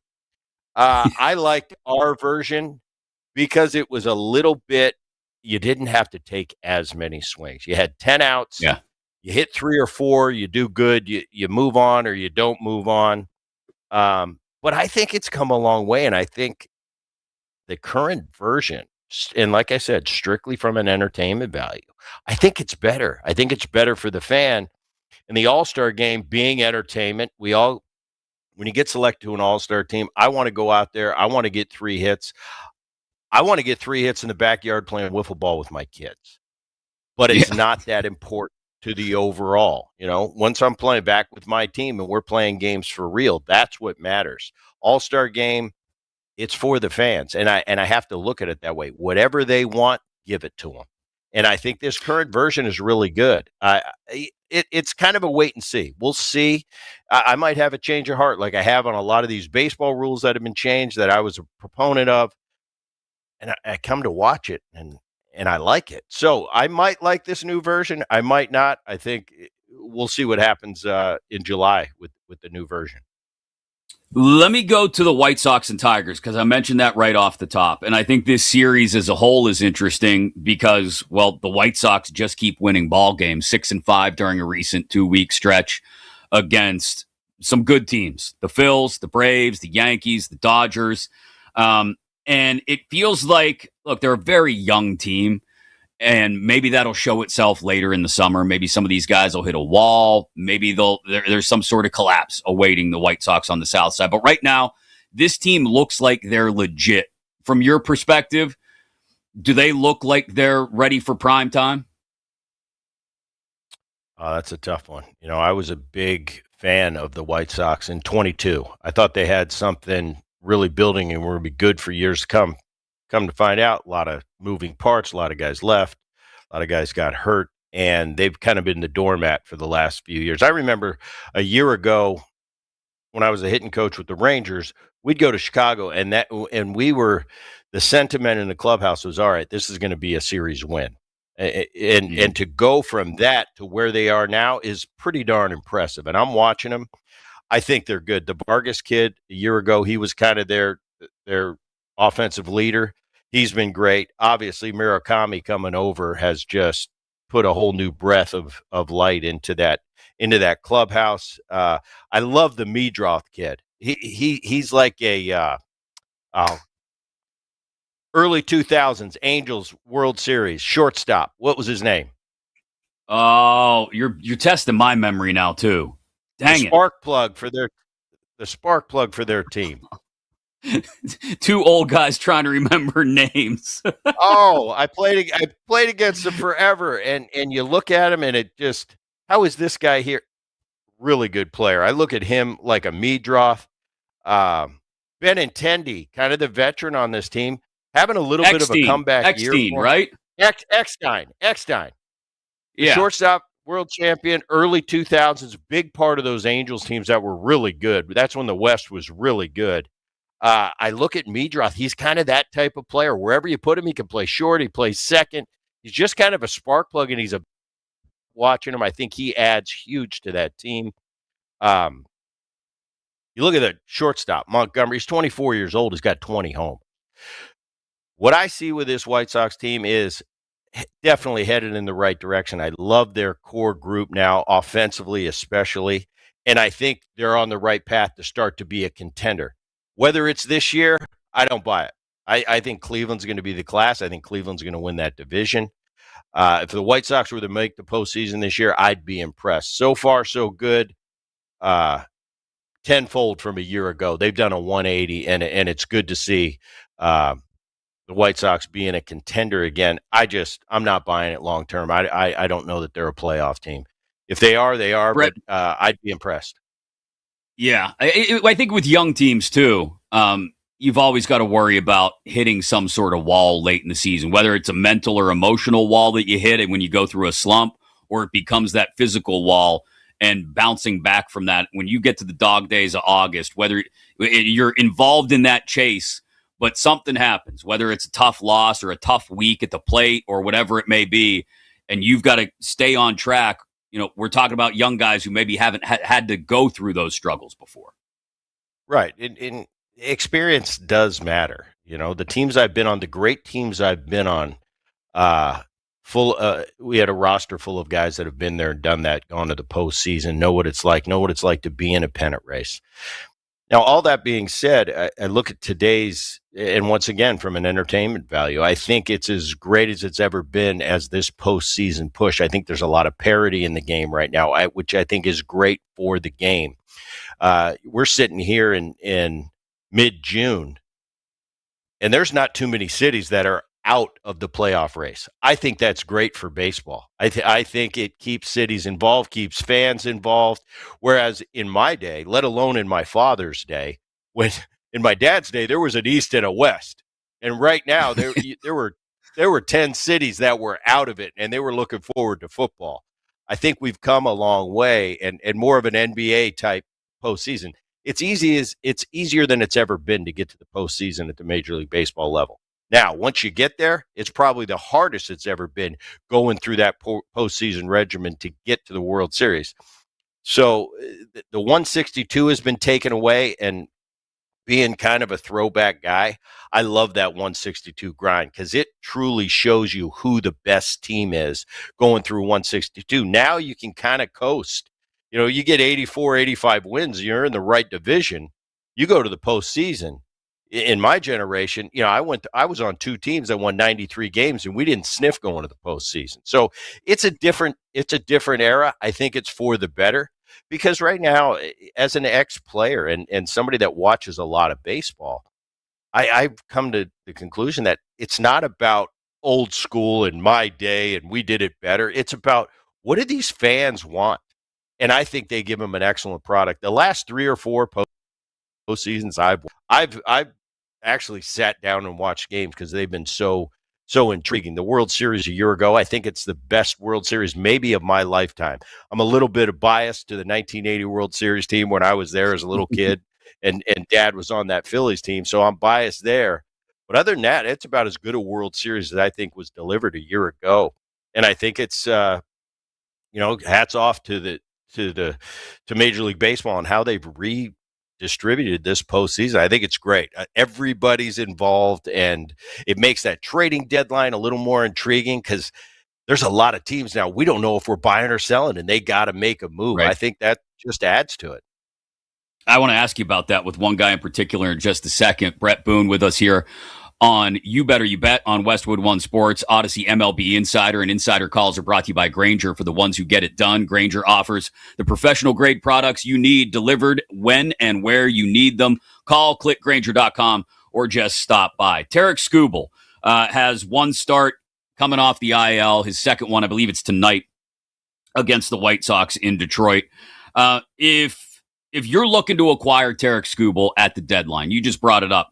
The Tigers have been slow to really open this window up, open this market, because in the AL, you can be a few games under 500 and still be in the conversation. And if Skubal gets hot and they start to win some games, maybe they feel like they're back in the conversation. So what do you think teams looking to deal for Skubal should be using as maybe their counterpoint or leverage when they're negotiating with Detroit? Because I think there still do have to be questions about whether Skubal is all the way back until we see several starts out of him.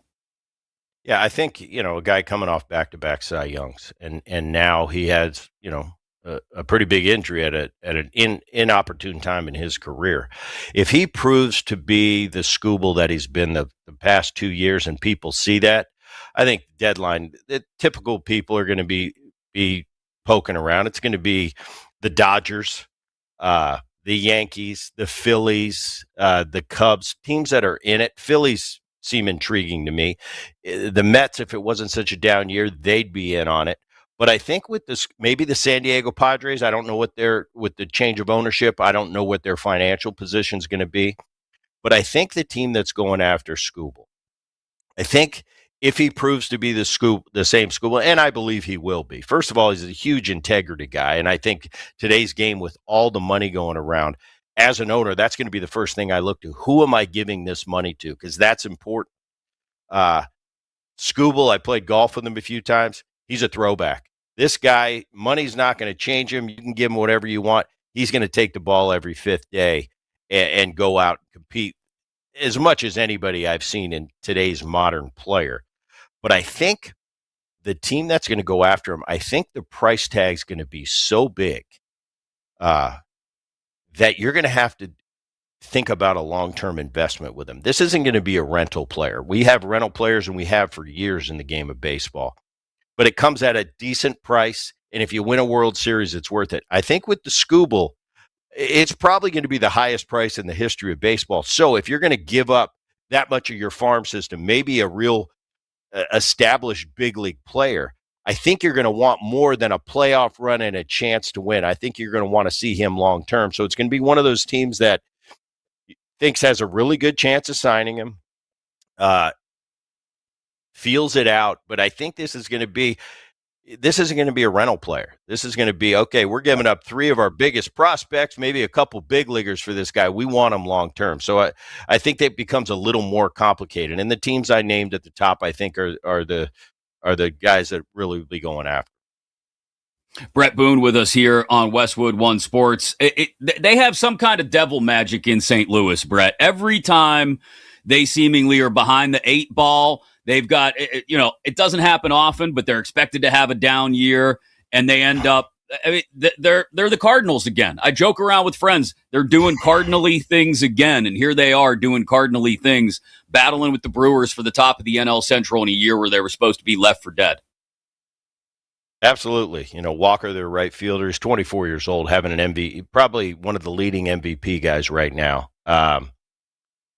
May having a resurgence, the Dodger prospect forever. I've watched some pitches last 2 games. Looks like the May that everybody wanted him to be for all these years. I look at the Cardinals.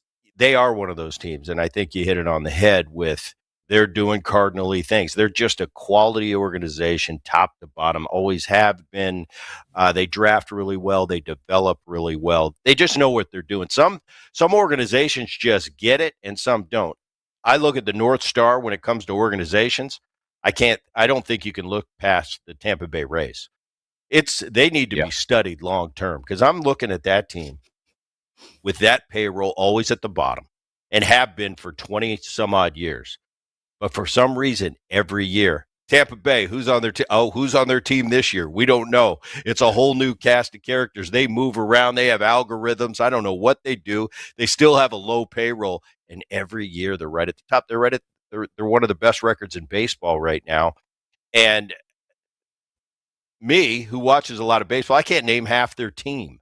There's just so much changeover, but they do such a good job. I think the Cardinals are in that breath, just an organization through and through. It's just quality, and they just find a way to contend every single year, it seems like. One last thing for you, Brett, before I let you run. I know you talked to Pirates third base coach Tony Beasley on your podcast just a couple weeks ago. Selfishly, as a Pirates fan, I got to ask, what are they doing differently at the plate? I know they went out and got hitters, obviously. They got O'Hearn, they got Lau, they got some bats.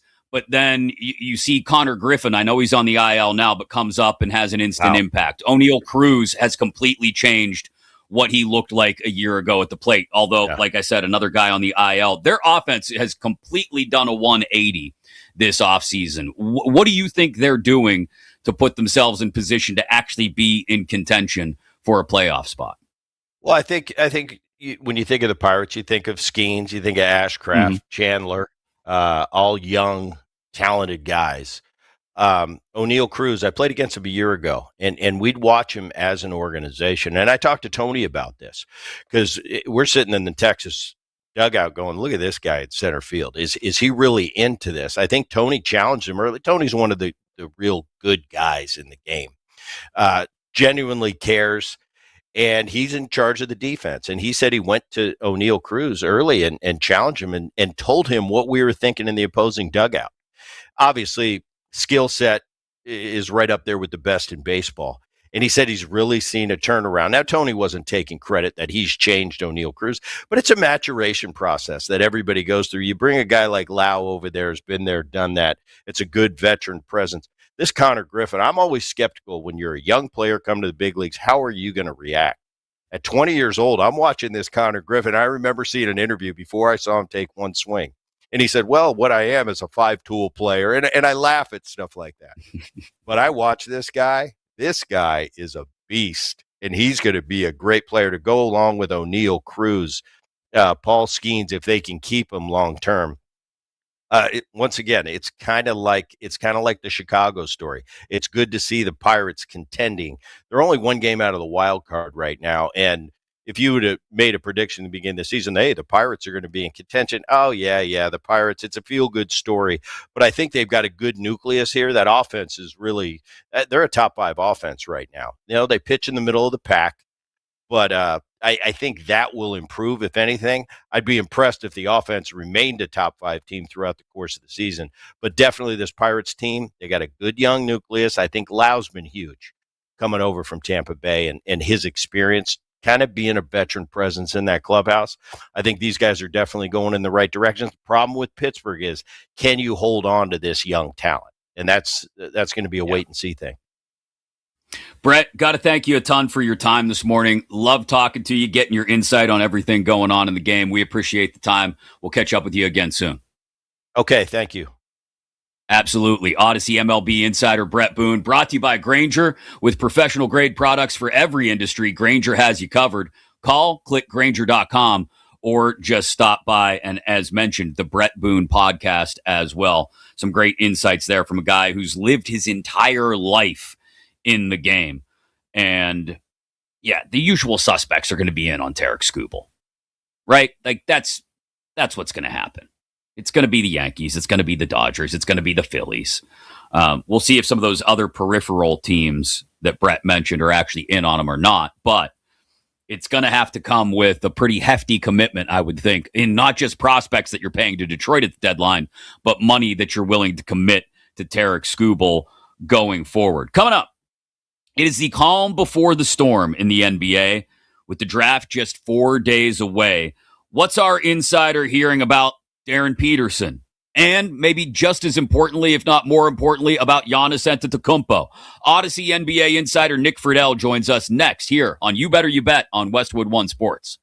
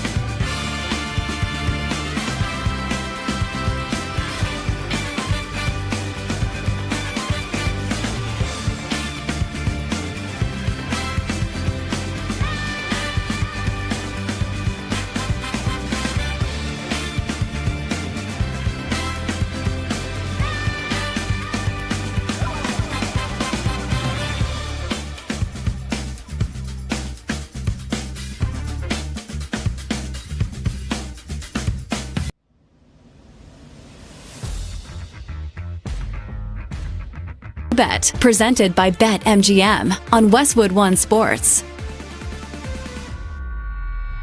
Hold your breath because it's about to get crazy. We got the NBA draft in 4 days. Is Darren Peterson going to force his way to the Bulls?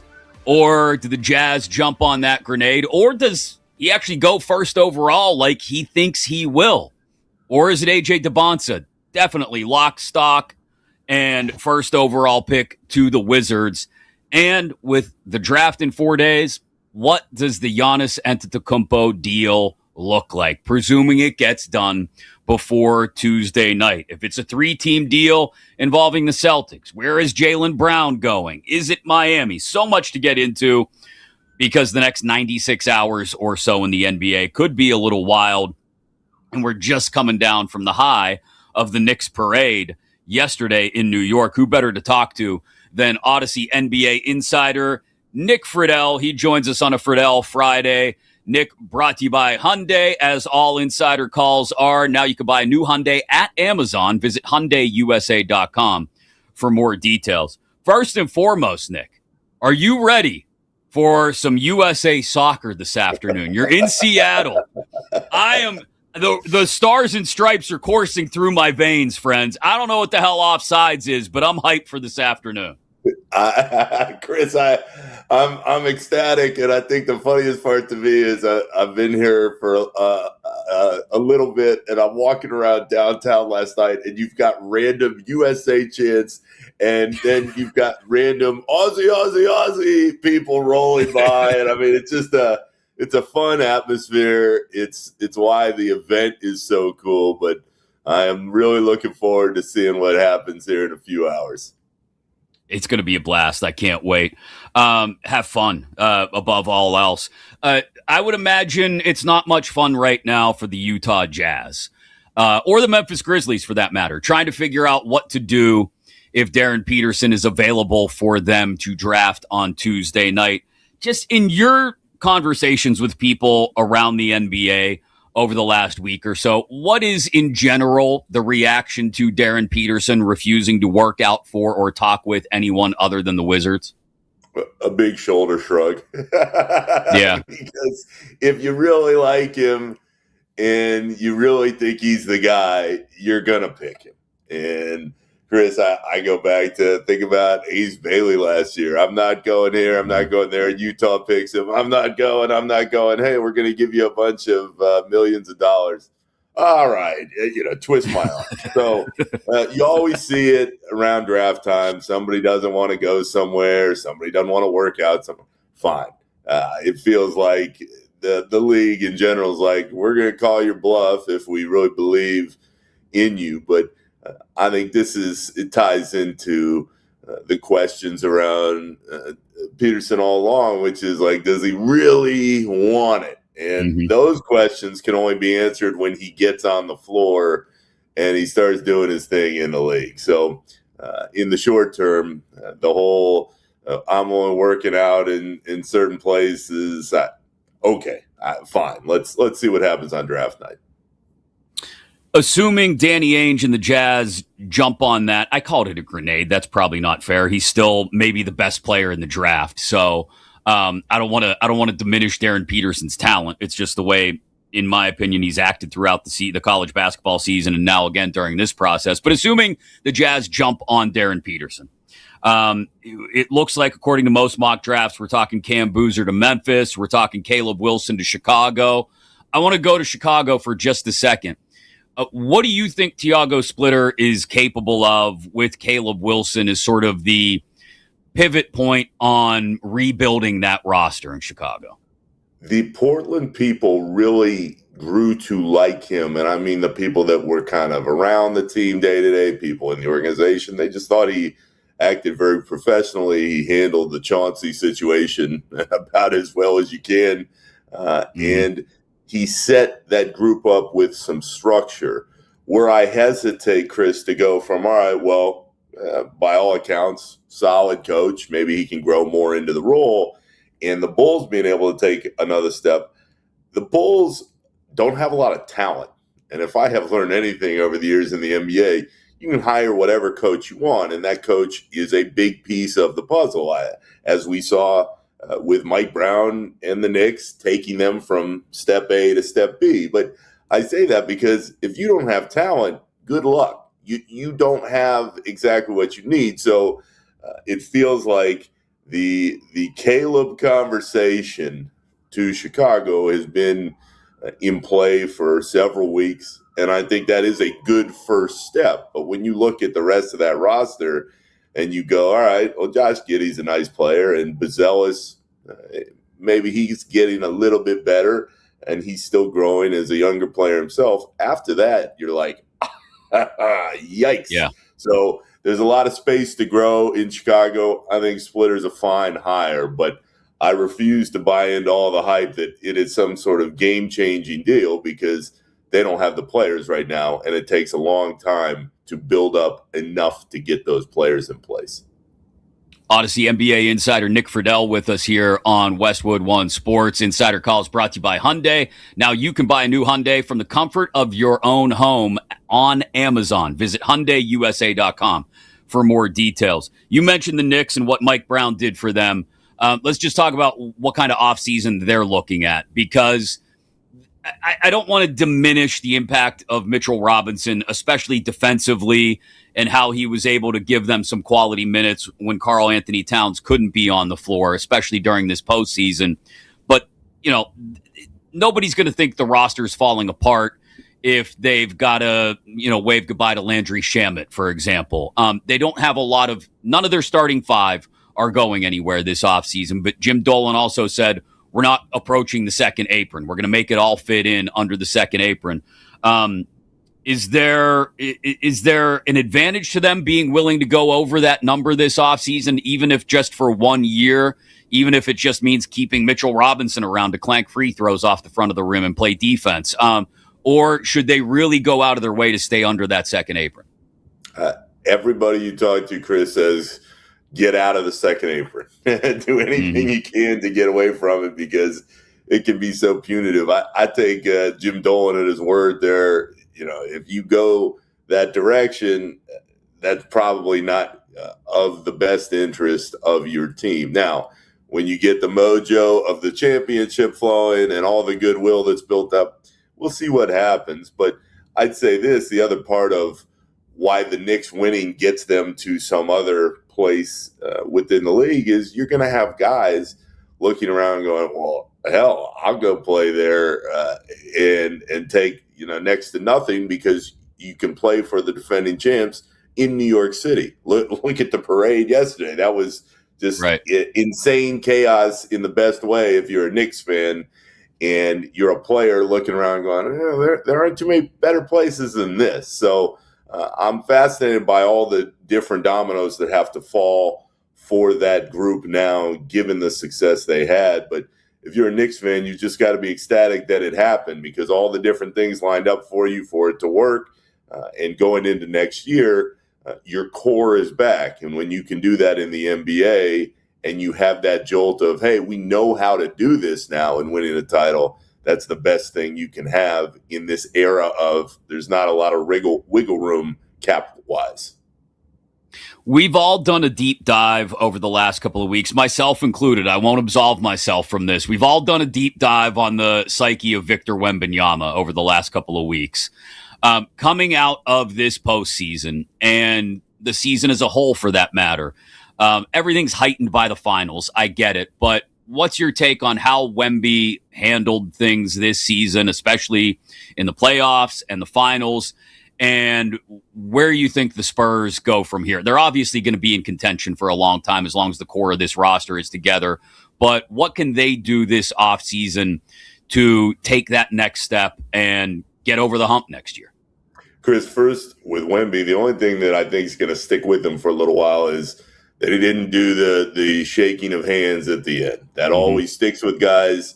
I don't think it's something that he can't get over, because I sure think we're going to see him on the big stage for years and years to come. But that was probably not the best move. He's 22. He's learning. Great. But that kind of stuff will hover. As far as the bigger picture with his season and what happens for the Spurs, I think they just have to keep playing together and keep getting reps in the biggest moments. His time's going to come. And I believe that completely because when you talk to the other greats of the game, he's one of the first guys that they always name. The greats can identify the other greats very quickly. And they know that Wemby's time probably came a little quicker than you would think. And now it's upon us. So I keep going back to, and I know we talked about it a few weeks ago, but the Spurs are the closest thing we have seen to Shaq's Orlando Magic from about 30 years ago now. And if that team had stayed together, I know they lost to Michael and the Bulls that next year, but if they stayed together, they would have won. And they stayed healthy, and that's crucial. So the Spurs are going to win. They just have to keep that core in place, continue to build up, and stay healthy. And as long as they do that, their time within the league as the top dog is on the way, because as good as OKC is, they've got cap questions of their own. The Spurs are set up, at least in these next couple of years, with all this young talent to be good for a while. The real question going into the summer and beyond is, what do you do with De'Aaron Fox? And to me, you look to move off that deal, as tough as that may be, as fast as you can. Let's talk Giannis, because it's probably going to happen in the next 3 or 4 days. Some sort of Giannis Antetokounmpo deal. Looks like Boston or Miami. There could always be somebody else involved behind the scenes. And if it does involve the Celtics, it more than likely looks like it's going to involve a third team, maybe taking on Jaylen Brown. So I want to start here. What are you hearing amongst your NBA sources about where it will actually go for Giannis in the next few days? Chris, I've always thought that Miami had the best chance. It's just a matter of them putting together the pieces, whether it's 1-to-1 or adding somebody else and getting whatever else that Milwaukee's looking for.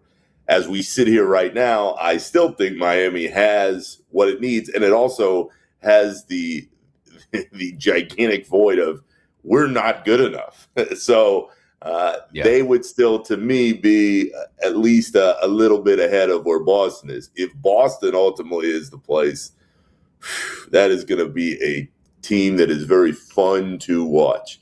And I think, again, from a broader standpoint for the league, the Celtics have been really good for a while. They're just not really interesting. You plug Giannis on that team, depending on what goes in and comes out of whatever deals have to happen, I think that team instantly becomes not just really good, but really entertaining, and that will be a difference. So I'm with you. I think ultimately this deal comes down. I'd be really surprised if we're starting next year and Giannis is still in Milwaukee and they haven't figured all this out. But I think in the end, the Heat are going to have to find whatever it is the Bucks have wanted. And it is wild that we've been talking about the Heat for months. It still hasn't happened.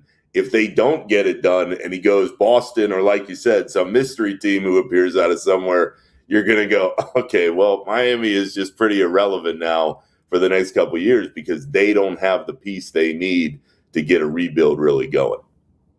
Let me ask you this, because I know how I feel about it, but I value your opinion probably more than my own in this regard. If the Celtics have to give up Jaylen Brown to get Giannis Antetokounmpo, are they a better team? Yeah, I actually think they are, because I've never believed, as good as Jaylen Brown has played, and Chris, he played really, really well last year, mostly without Tatum, as we know. I've never believed he is the guy. And if you don't think you have the guy, then go and get another guy who has proven time and again when he is healthy that he is the guy. And I'd say this in context of the question, because I think it's solid, especially as we figure out whatever's going to happen in this deal. I think a lot of people on the whole have forgotten how great Giannis is when he's consistently healthy, because he's missed so much time. And the Bucks haven't really done all that much since winning that title a few years ago. And he's kind of just faded away. He's in Milwaukee. They're not good. They've had all these problems with coaching searches and the Lillard thing didn't work.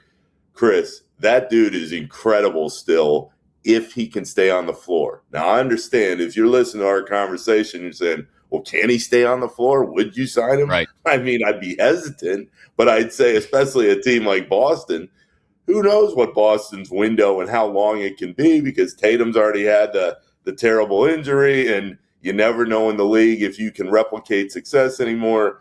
I would roll the dice, though, because I think he's going to come into whatever team is next with a hell of a lot to prove because there are a lot of people that are like, yeah, Giannis was great.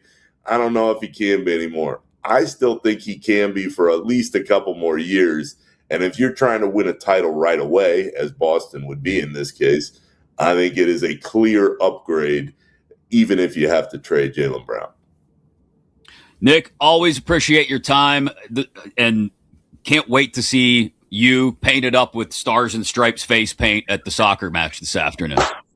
I mean, you are talking to somebody who 20 years ago was painting their body orange for Syracuse games. Those days are long gone because the road has taken from me, pretty much any ability to work out consistently or eat right, at normal hours. But I don't know if we're going to do face paint. We're gonna have a blast out there for sure. Enjoy it, my man. Great to catch up with you. We'll talk again next week. Great to be with you, buddy. See you. Absolutely. Odyssey's NBA insider Nick Friedel, Insider Calls, brought to you by Hyundai. Now you can buy a new Hyundai on Amazon. Visit HyundaiUSA.com for more details. Like I said, and I meant it, I really value Nick's opinion. And he makes a really strong point. When Giannis is healthy and on the floor, he's still one of the greats in the game. My question is, how much longer are you actually going to get that out of Giannis? And I don't think you've got more than maybe a year or two max, if that, to get that version of Giannis. And it's why I still believe the Celtics don't become more of a threat to win a title if Jaylen Brown has to go out to bring Giannis in. I think whichever team ends up getting Jaylen Brown in that deal ends up the winner of that deal. We'll see how it all goes down in the next few days leading up to the draft on Tuesday night. Thanks again to Nick for his time. I got a bet for you. It could be a parlay. It could just be a straight bet, but I got a bet for you for this afternoon's match between the U.S. and Australia and our three favorite moments of the day, our 3 stars. Next, as we get ready to wrap up the Power Hour here on a Football Friday on You Better You Bet on Westwood One Sports.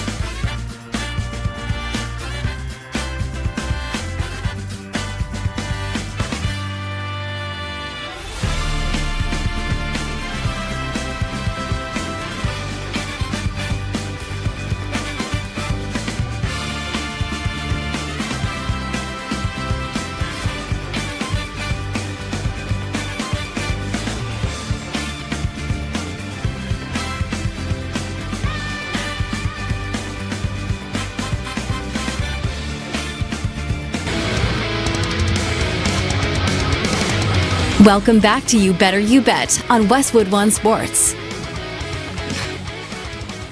A fabulous football Friday here on Westwood One Sports as we get ready for the U.S. and Australia.